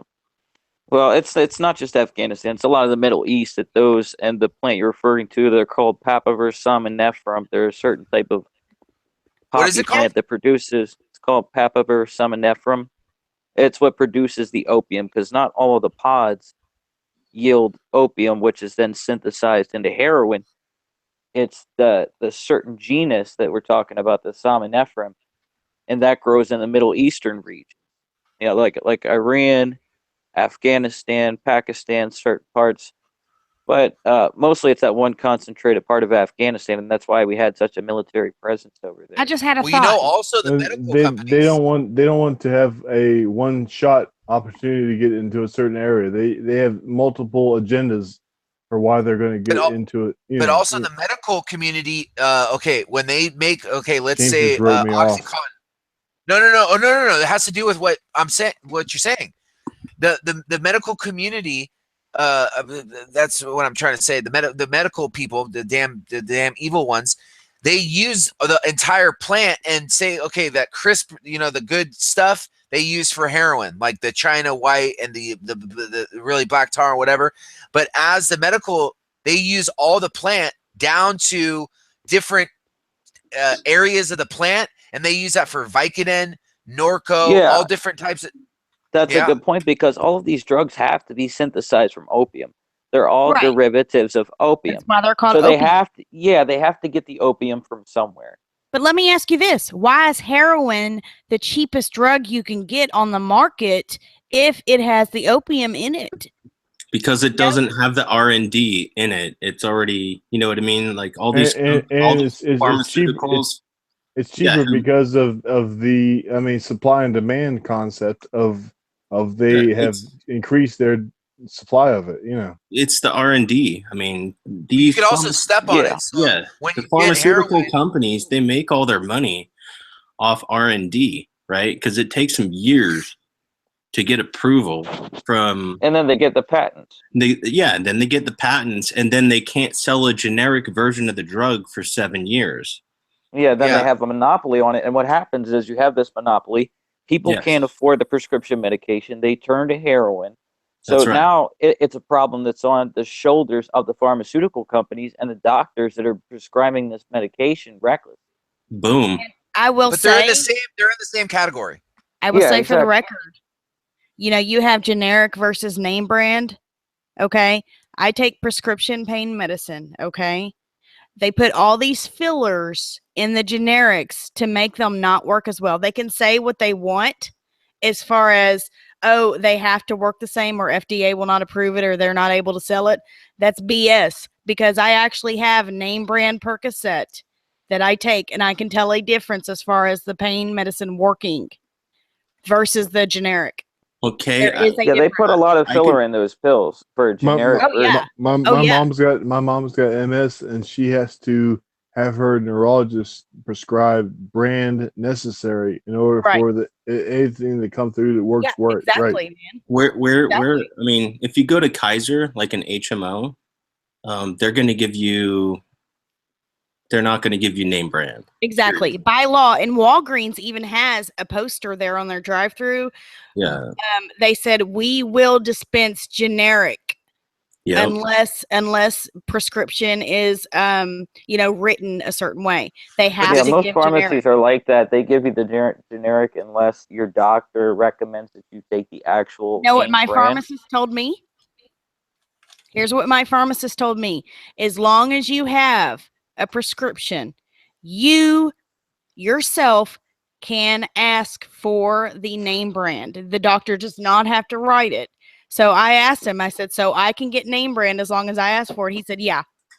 But it doesn't mean they're Of going to course. grant it to you, without Or your question, insurance right? pay for Well, it. if they Yeah. have it, it's a question. Yeah, is your insurance going to Well, pay for it? You can request right. it. It's the same drug. It doesn't really Right. matter what It just the name costs And is. then they go, this is $600. Your insurance no. will only pay $200, and you're going like, well, do I want name? Or they'll go, your insurance will take generic. And what they do is they do a stair step thing, right? So you can get people hooked on really bunk stuff. Like when I was an addict, right, or I'm a recovering addict, there's and Bernie, you know what I'm talking about. There's just certain levels where you get out to where, okay, start with Vicodin, right? Now, somebody that's on the level of taking Oxycontin, heroin, stuff like that, but you can get hooked on that very low dose. Like what you could do, there's so many levels of opium, right? That they step on it. So you get hooked, say, on the Vicodin, you start stair-stepping your way to Norco, to this, to that, to that. I mean, there's something that is out there now that I heard was 10 times stronger than Oxycontin. And I go, how the hell, how much Well, stronger? that's what they do. Yeah, that's Fentanyl. exactly what they do. They start you off with the Percocets. Then when you can't get the Percocets No. anymore, They but start you a off lot with of the people, hydrocodone. Yeah, the Vicodin. well, they start you off with either the Percocet or the hydrocodone, depending on what They happened never to you. start people out on Percocet. Nope. Well, that's what happened to me. Now, depending on what happened to you or whatever kind of operation you had, they might even start you off on Oxycontin. So it all depends on the case. It depends on the doctor, the hospital, all these other factors. And I have experience with this. James and I are recovering addicts. That's why I know so much about this shit. Well, when I got shot, I was already into the Oxycontin, so I knew what was going on. And then when I had a reason to go ahead and get it, the money that I was making or doing it on the black market, I said, this would be great. And then I started getting into the world of doctor and the whole script thing, and that is a whole 9 yards. I know the whole yeah, James. I know that whole scene, dude. I know that whole scene. No, I got. But it doesn't do anything for you. You think that you can make money. All of a sudden, your habit starts to grow. It's a trap. The whole thing's a trap. Well, here's my thing. It's that when you get these people on these medications, they get cut off at some point. And there's a lot of elderly people who are like in Pennsylvania. There's a very big underground drug presence there, where elderly people are buying these medications off the black market because they can't go through pain management. They can't go through the legal channels. So then people turn to heroin and other things like that. And the heroin is laced with things like you said, fentanyl, lots of other things. There was just oxymorphone. There was somebody that just died. There's a whole bunch of people dying because they got a batch of heroin laced with fentanyl, and people are dropping. That's what'll happen when you get a hot batch. Yeah. And you know what happens? Baltimore hold on, do you know the inner workings? well, let me just say this: the inner workings of another drug dealer competitors is they will go ahead and slip a hot dose to the competitors and kill. That way, the people get. But what ends up happening is the people that are hooked, they actually want to go and go. Where is the overdose stuff? It's an opposite effect. Yeah. People go ahead and look for it because they want that. Yeah. They're chasing that. So they're like, it's good for business. They're like, well, I want to get like that guy. I don't want to die, but I want to get like that guy. So That's that's what good happened for with Blue. business. What was it? Blue Magic, back in the day. Did I don't remember that you ever far seen it? back. Okay, No, this was in I New don't know what you're York talking back about. in I think the 70s, and this guy, there's a movie about it, and he started going like, "This is like Coca-Cola, like this is like this is like the thing. We don't step on it." He wouldn't let his dealers step on it, and he goes, "That's my name brand is Blue Magic," and people were dying left and right. People were dying all over the place, and I think Dennis, what's that black guy's name? He's Denzel Washington. What's that movie? He plays Frank something. Blue Magic. Have you guys seen that? It's actually it's a true story. Yeah. Mm-mm. Let me. I mean, I can tell you, after my accident, I had all that stuff. I mean, I had everything under the sun, every pain medication. I was getting oxys, all that stuff, and then it led to the big stuff, and I was Frank Lucas, by the way. Yeah, that was the guy. His name was Frank Lucas. You don't want to mess with that, dude. I got on Suboxone, and it took me almost 2 years to get off all the opiates with Suboxone. I was taking 3 8-milligram tabs a day. 3. Well, what they do, what people don't realize, that's like unlike any other drug, and I believe that they're doing this with all the pills now. And there's just something about the thing that changes your head with the dopamine, and then literally over a long period of time, and that's what, like you were saying, the Suboxone, and then not having it in your system, you're always going to have that. You're always going to have to do that painful part, no matter what it is. Now, the drop off from heroin to nothing is almost impossible. So that's why people get hooked on methadone more, but Suboxone and stuff like that. But people that take Suboxone, it just treats so you don't go into withdrawals. Withdrawals. Yeah. It does not do any. Or some people tell they don't. They didn't. I didn't feel it when I took it down to get off. I didn't get high off it at all. It didn't do now anything. there's a difference between people that take it for a high versus chronic pain. I've been on pain medication since 2012. Okay. I'm in chronic pain, so constant pain, but basically since it's been warmer and I've been taking the CBD oil, it's been helping a whole lot. I only have to take the Percocets when I need them. I haven't taken any Percocets in over a week and no withdrawals. I'd rather do that, I'd rather do that. I mean, I only take them when I need them, and I do not get a buzz when I take them. Now, it was last time I took some, I woke up, my God, my shoulder was killing me. So I tried, I was like, well, it's been a while since I've taken any. Let me go ahead and see if one does the trick, because I normally have to take 2 at a time. I took one, I waited an hour, I was still in a lot of pain, and I did have to take that second one an hour later. But what I'm saying is, when I only have to take them when needed, I don't get the withdrawals. There is a difference between the chronic pain versus trying to get a euphoria and trying to get a high, which I do not get. So, I mean, I don't know, by the grace of God, that I'm not addicted to this stuff. Thank you. But, I do know people that do take it for that euphoria, and it's sad. It really is. You don't want to mess around with that stuff. I'm telling you, if you mess around, because I've been once on people all of start that snorting that stuff, it's a whole different ball game. I did Let that. me just tell you. Yeah, I did that. I did everything. Yeah, I did all of it. It's a hemlock, though. It does. Yeah, it's a hemlock. I did everything. It's a slippery slope. Yeah, I mean, I got in quick. I went from from nothing to full blown addict. You know, it's a lot easy to do, especially these days because Yeah. the doctors, prescribe it for this surgery, and what they're doing is that people are getting hooked just from having surgery. Bless their Well, heart. people don't. Yeah, that's what people in happened to their me. brain. Yeah, people in their brain, they don't equate being a heroin addict. They go, no, no, no, no, no, no. I'm taking these pills that the doctor prescribed, and Right. they don't realize it is the same shit as heroin. It's the exact same Yeah, thing. it is the exact same thing. Right. It's just in pill format, so you know what you're getting consistently, but which is why heroin is so dangerous, and that's part of the reason why these pills are so hard to get. The doctors they're cracking down on the doctors. Well, that's the real reason, Bernie. That's the real reason. Is the doctors, when they start having all their work that they had to go through to medical school and all their debts and all their crap, when they have that being threatened, they go, oh, I can't, they have to literally act like a doctor now. But they're, Right. So what they do is that they flood it with all this medication, and then they cut it off suddenly. All these people are what are being you cut going off to from the expect? medications. And Right. the Exactly. reason why is they started, when you started having Oxycontin, that was only before it broke, before it became big, there was only a sanction to have it for cancer patients or above, like when you're dying, whatever.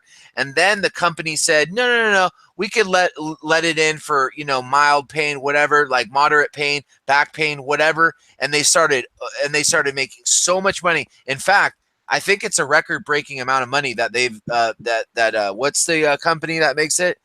The OxyContin. It's a record. It's probably Merck, right? Pfizer. Pfizer. It's Pfizer or Merck. It's one of them. And then all of a sudden, money, that amount of money, all of a sudden they go, and that's what they're doing with the vaccinations. All of a sudden, they start to see, oh wow, when we introduce some sort of Spanish flu or this or that, all of a sudden the money they get, because they get millions of, I think there's something going around right now in Brazil, the yellow fever, and all of a sudden 3 million doses are ordered up, and they see the revenue and they go, well, let's keep introducing these diseases because that's how we're going to keep getting paid. And it always coincides with media, like the crack cocaine epidemic I referenced earlier back in the 1980s. It was like a simultaneous advertisement for crack. They were telling you, hey guys, here's crack. Just check it out, right? If you guys haven't watched American Drug War, I would highly recommend you guys check that out. It tells the whole story, but this also parallels with flakka and other things that are going on now, like the same thing with vaccinations. A little bit of fear and propaganda goes a long way in terms of profit revenue for these companies. Well, before crack was crack, wasn't there a period where they were it was called base, and they were basically doing it with ether, and then along came the thing with crack? I remember Richard Pryor, he was in the days where it was like they were taking the powder and they were doing something with ether. They were mixing it with ether. I don't know exactly what the process was. They were making crack, but with ether or something. It was called base, and that's how he set himself on fire. And then they realized they could do it with water and baking soda. I don't know. About 83 is when it hit, and Los Angeles turned.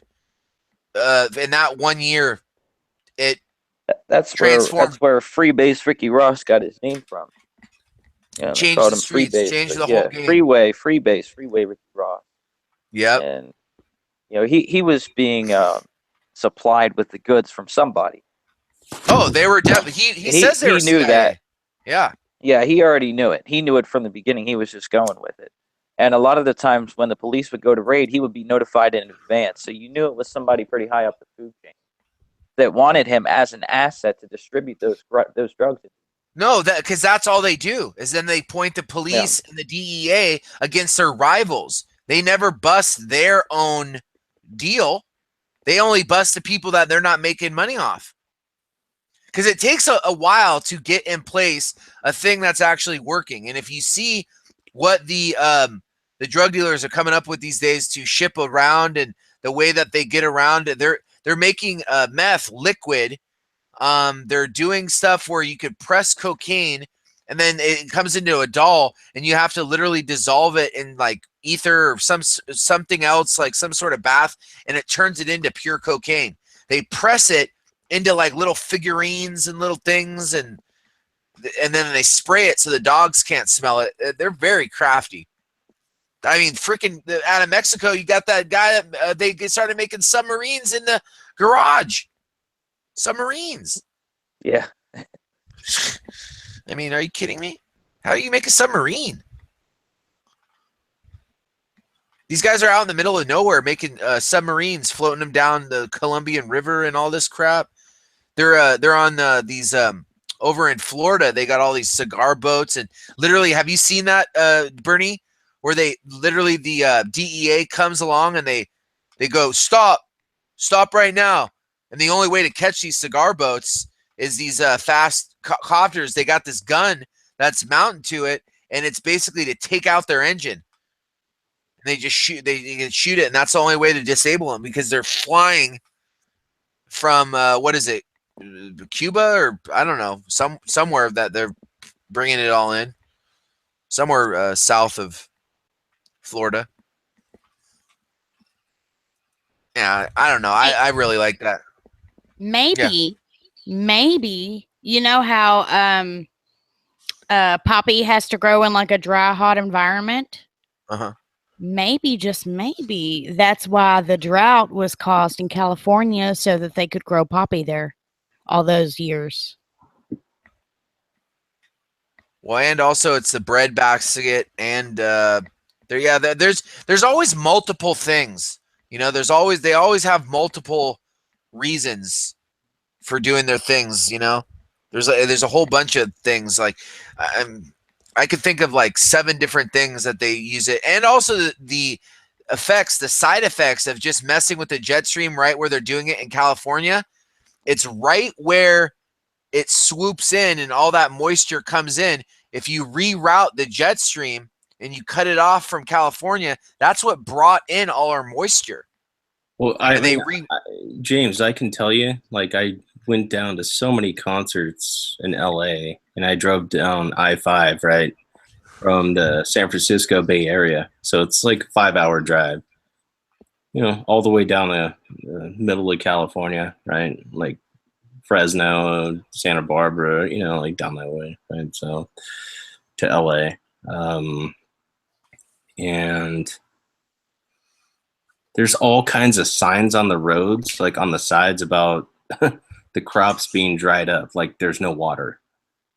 And it's been like that since 2010, 11, when I really started going down there to concerts. So there's something going on there, like the land's being dried out. That's for sure. Well, now all of a sudden this year you got atmospheric rivers, and you got these rivers that are literally, there's rivers in the sky, and they come in and they creep in, and they literally on radar, if you look at it, it's a river. They have a river going from Hawaii. They call it the Pineapple Express, and it looks like a river in the sky. When you look at it on radar, it's like this little like river in the sky. Called atmospheric rivers. I've never heard of them up until this year. I never heard of an atmospheric river. I mean, you know, they used to call it El Nino, but that's when it was like this. I don't know. Nobody ever knew what the hell El Nino was. No one. Everybody's like, oh, is it El Nino year?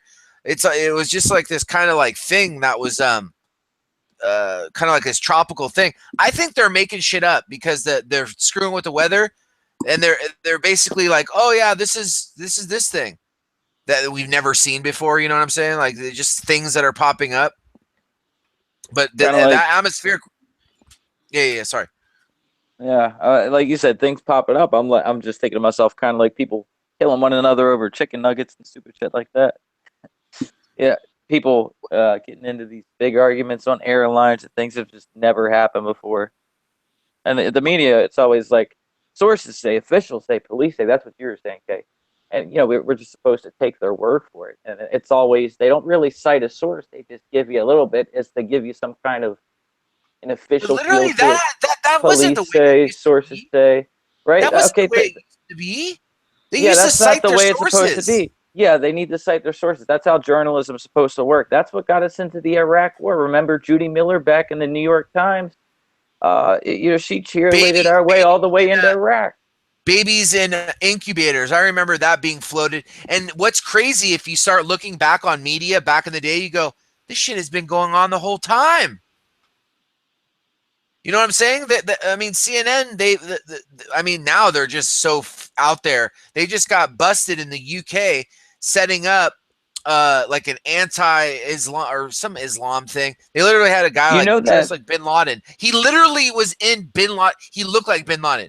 Like literally was Bin Laden. Like to the T. He even had the green jacket, just like in I Pet Goat. It was a Are you spitting talking image. about that video? I haven't. I'm not sure about the one you're talking about, but are you talking about where they had that staged? They had like a little protest going on, and CNN's directing them for. Yeah. That video went viral. That video was top 10 on trending. I sent it to everybody, and I said, "Watch, they're not going to let it become number one." And of course, they didn't. It was squashed before it came to like number 5 or something like that. But of course, it did go viral. But I mean, what's crazy is the people that are going, they're out in the middle, and you know what? I gotta wonder. At the same time, Alex Jones has this thing going on with the news that people go, they want their $2,500 $2,500 or $1,000, and then they barrage the media and they pop into their live streams because they do it in New York, and they just go out in the street here. They just go out and they have these things. They're definitely starting to do that less and less because of this. And it was the day of or the day after he started that. And I'm wondering if it not had it didn't do a little part. They don't want to literally do it in public. They want to stage it, but everything was like a movie production. And that is 100% wrong in journalism. Like that is like so frowned upon. And for them to do it and be caught like that for the whole world to see, it's like, this is like number one in journalism. Like you're not supposed to set up the scene if you can't do this. You're supposed you're supposed to record it as it happens organically. You're not supposed to make the news. You're supposed to report on the news. Exactly. I mean, we're talking about somebody that made a suggestion to a fireman to do something, and then when the editor saw that, they were like, oh, and then they learned the story, and they go, no, that's how much they used to have integrity. Now the integrity has gone out the window. I mean, 100% out the window. Yeah, it's unbiased opinion. You capture the scene as it happens. That's what you do. Period. Me and Kay were walking around D.C. We saw some police hanging out there with the news guys for about 15, 20 minutes waiting for them to go live. A few of them had to go and do something, but, the news guy, the anchor, he was even commenting something along the lines of, "Oh, you're taking away my backdrop." And the guy wasn't kidding. He wasn't kidding. He needed that for his backdrop to part of the story. But then also what's crazy is they frame these Muslims right next to the police officer as if to say this. And then what they do is they bring in, I didn't know this in the UK, they have like 3 different types of police officers. They have like the citizen police officers. They have like the regular bobbies with their nightsticks, and then they have like kind of like what they would say like our SWAT team is or something like that. Like whatever. The people that they bring in well, yeah, I mean, whatever, I mean, to me, it's crazy that the police don't have guns. You got these police running around with sticks, for God's sakes. But literally they're framing up the Islamic people, and they are bringing them into. What they do is they bring in the people and they give them the jobs to look over the actual citizens. So they're bringing in these migrants or whatever you want to call them, right? And then they give them the jobs of like this security officer. Nothing in media. I mean, we're talking about over everything. They're not paying attention to this. And I mean, now I was going like, how are the British, how are people in London not seeing what's going on? There's people speaking up, but it's almost too late. They're like, their country is gone. They've opened up, and now there's like something being sold. Like, what, you have a better life when you open up your borders? Like, you're seeing your whole country go down. You're seeing the countries that don't open their borders, they're not having all these rapes and stuff. I don't know. You know, you sometimes see a situation and you're going like, isn't this just like 1 + 1? Isn't this just like simple math? I don't know. It's crazy. I'm back. I know you were gone. Welcome back. Yeah, I said BRB in the chat, but y'all want to hear something funny? So my son is like, of course they're on summer break, and he's kind of got like his days and nights mixed up. He cannot wait to stay up all night and then like sleep, you know, a couple hours and then stay up and, you know, whatever. He's a night owl like me. But he's up right now. I thought he was already asleep. He's watching this old movie on TV, and you can Which he's movie? like Close Encounters of the Third Kind. He says, "Mom, I like this old movie." He goes, "But I don't want to get adopted by aliens." I said, "Honey," I said, "it's just a movie." I couldn't believe he's actually paying attention to the movie, you know. And I said, "Honey, it's just a movie." He goes, "I know." He said, "But what if the devil summons them?" I said, "Honey, you've got the protection of Jesus." He's like, "Oh yeah, that's right." I'm like, "Oh my Well, God." at least he's thinking, you know? Exactly. Yeah, that's Yeah. good. No, that's a good thing. Yeah. But for him to even like it and pay attention and actually watch and, you know, see what's going on in the movie, it's just kind of funny, you know. But it's good. I wasn't thinking like that when I was that age, so Right. you know, that's good. Yeah, like he told me the other day, he's like, "Mom," he's like, 666 is the devil's number. That's bad. Yep. And then he told me what God's number was, and he said it's 1.88888 is God's number. I'm like, okay. You know, he's very perceptive as far as things go. He pays Where did he attention get to that things. 888 from? I don't know. I asked Well, him. He was like, I don't know. That's crazy because there's some truth to that. I think a few of Really? you have already heard me talk about 888 in its relation to Christ with gematria. Well, I because- know the original Bible has 88 books, so Chris, can well, you in Greek Skeetopunk, explain Christ or Jesus, the Greek transliteration for Yahshua is 888 in Greek Skeetopunk gematria. So it's pretty crazy how that all works out. And yeah, and there's people who have talked about it in the Old Testament as well and how it all ties into 888. But you're seeing a lot of 888 being thrown into the mainstream with the numbers and the way that they're kind of mocking God, mimicking God with these numerical patterns. And I guess always thought trying it was to 777. well, they're trying to manipulate the universe through intent with numbers, and that's pretty much what's going on here. But it's 777-888 also though, because like I said, Christ in Greek Skeetopunk is 888. Donald J. Trump 888. Emmanuel Macron 888. There's so many 888s being thrown at us in the mainstream right now. It's really crazy. Plus, you had the barrage of 777s because we are in the Hebrew year 5777. And also the trinity of just a number repeating 3 times. The Luciferians are very into those repeating. I think there actually is a book, 777, and wasn't it Aleister Crowley that wrote? That's Crowley. Yeah, that's Aleister Crowley. Yeah. Now, interestingly enough, the Kabbalah cipher, if you guys go to gematrinator.com or if you watch any of Zachary K. Hubbard's videos, you're aware of something called the ALW cipher. It's where every other value is the next 11 letters. So A is 1, L would be 11, and then it keeps going, or L is 2 because it skips every 11 letters, because L also skip every 11 letters, A, L, and then W just go on and on across the alphabet. So in that cipher that he created through, I think it was the Book of Lies, I believe, but people have taken that and they've decoded it properly, and they came out with this cipher that Crowley gave to them. And the word Crowley is 77. Well, so maybe a lot it's of the just like them to try to basically confuse us and say, well, since 666 is the devil's number, then the one below it is God's number, which actually God is above Satan, which probably is 888. there really is no Satan number. There's no God number. through my study in numerology and gematria, that's what I came to find. That there is no Well, the Bible definitive states, Satan number or God number. Yeah, of course, you have in Right. Revelation. It says, "Here is wisdom. Here is wisdom in gematria 66." And then it says, "Let him calculate the number of the beast. Number of the beast is 66." And no, then the number of the beast 603 is score 6. and 6. I understand that, but I'm saying in gematria, it says number of the beast. Number of the beast in gematria is 66.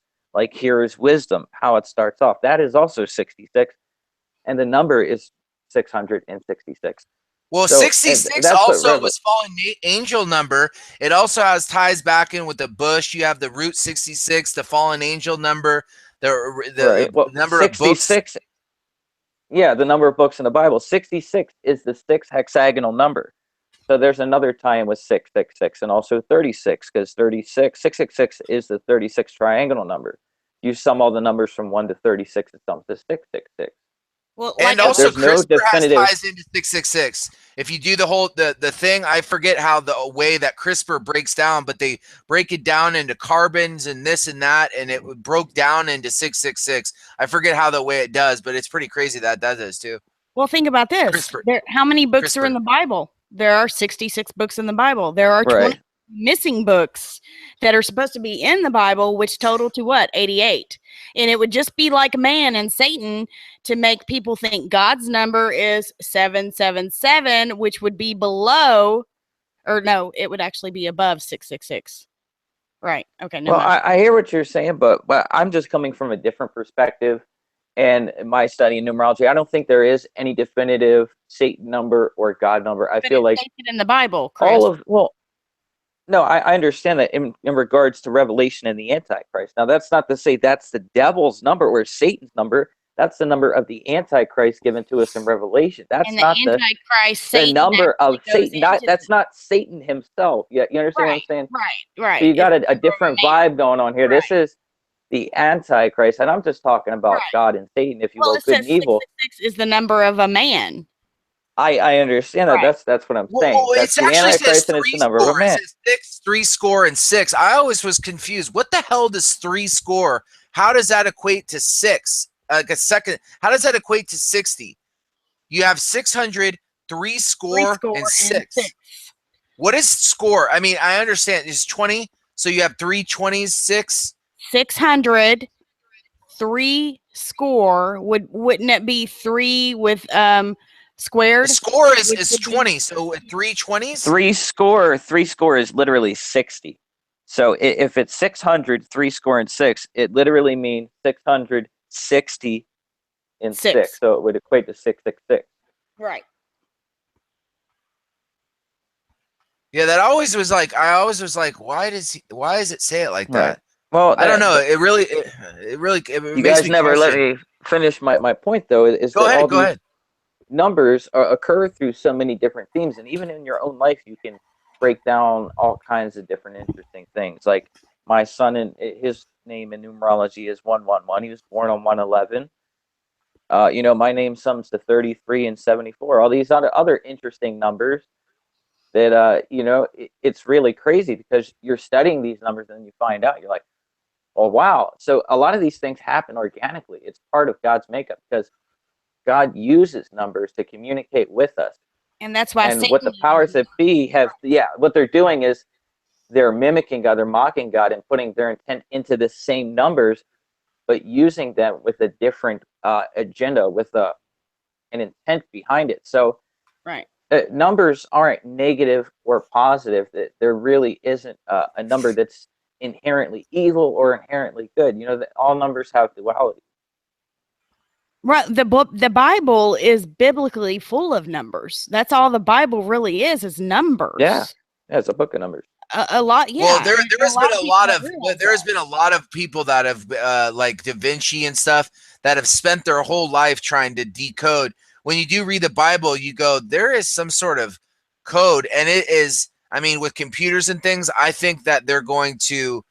There is also another layer that I don't think has been cracked yet, or maybe it doesn't get cracked until the supercomputers come online or something.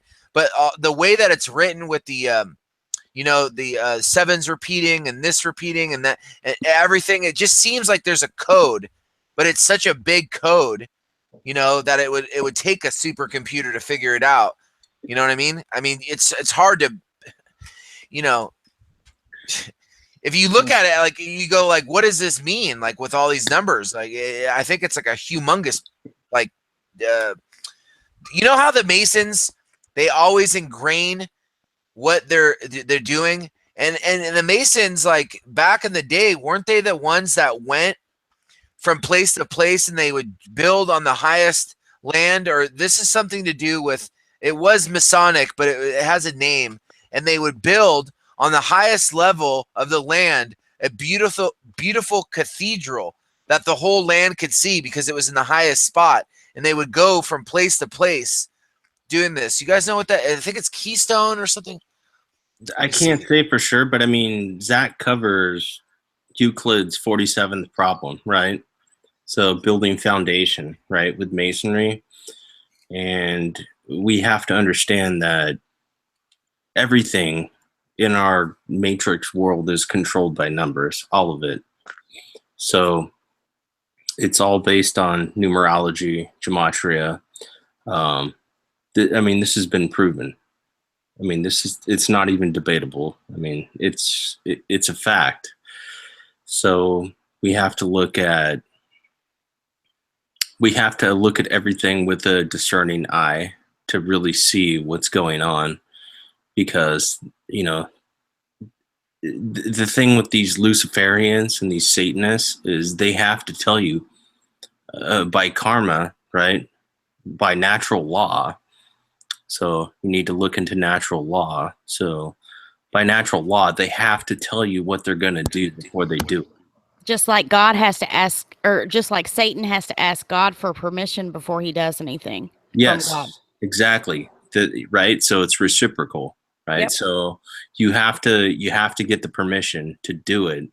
So, and that's because you have free will. Mm-hmm. That's why all this stuff is happening. But it's all part of God's plan, whether we like it or not. And we all have to keep that in the back of our mind. It is, if it happens, it is God's will, whether we like it or not. Right. And I think I might just end on that note. It's 5 till 3 where I'm at. Are you all wanting to say any final thoughts or anything? I just love you guys. I really missed, you know, having a live stream with all you guys. I really enjoyed tonight. Hey, we need to do it more often. You know, we need to get together and, you know, just get back in our groove and get, you know, because not only do we need it, but the people that are in the chat and the other people that listen afterwards, you know, I feel like they could also contribute. We could contribute to them as well. You know, we're all here for a purpose. We were all brought together for a purpose. We all jive together really good. And I love you all with all my heart. So I love you too, man, Kay. I that's love you guys. awesome. I love you guys too. I don't know who's still in here. I don't know if all you guys are still in there, but I love every single one of you guys. Everybody in the chat too. Derek Shaw, man. Man, it's been about a year. Been talking for about a year now. Flat Robert Dirt Leal. 818. Yeah. I'm Straight just up gonna shout out people in the chat. Clyde Burton. Who else is in there, James? Okay. We got Robert, even though he thinks I have Asperger's. He was joking. He wasn't serious, man. I know. We got Nash. Nash is a mod now. Where's MN? MN still in the house? yeah, MN's there. I think he's still there. Holly, you rock, man. Flat Derp. I think Flat Derp. I don't think he's come in the chat very often. Thanks for showing up, man. Robert, appreciate it. Flat Derp is in the 818.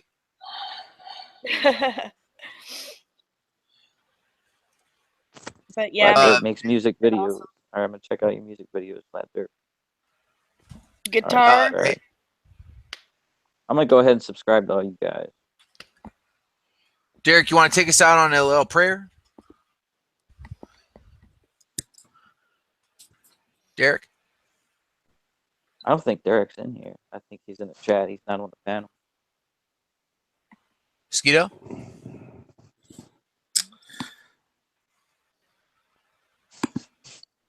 I don't think they're. Man, I don't know if I can do this. Who's still in here? Max, you wanna say a prayer? I mean, it's okay, Skeeto, if you don't want to. It's all right, man. Oh yeah. I was just last time you did a good one, so I was. Yeah. Man. Okay. Just say whatever comes to the heart. Okay. All right. Dear Heavenly Father, I ask that you bless everybody in this chat room right now, and that you give them strength within their lives and put a band of angels around them, protect them, comfort them in their sleep, in their lives, in their jobs, and that you keep them safe, and that you keep them strong, that you keep their will strong, and that you don't let the distractions and the media confuse people, Heavenly Father, and that you really bless people with discernment and the gift of the Holy Spirit. Heavenly Father, I ask that you nurture everybody who hears this message right now, and that you draw them closer to you so that they can learn the scriptures, so that they can learn the truth about God, about you, about Jesus Christ. And I ask that these people ask for repentance of their sins and that they move out of their old ways of their life towards you. In Jesus' name I pray. Amen. Amen. Amen, brother. That was awesome. And Thank you, we'll end bud. on that. Thanks everybody for showing up. God bless you all. Much love.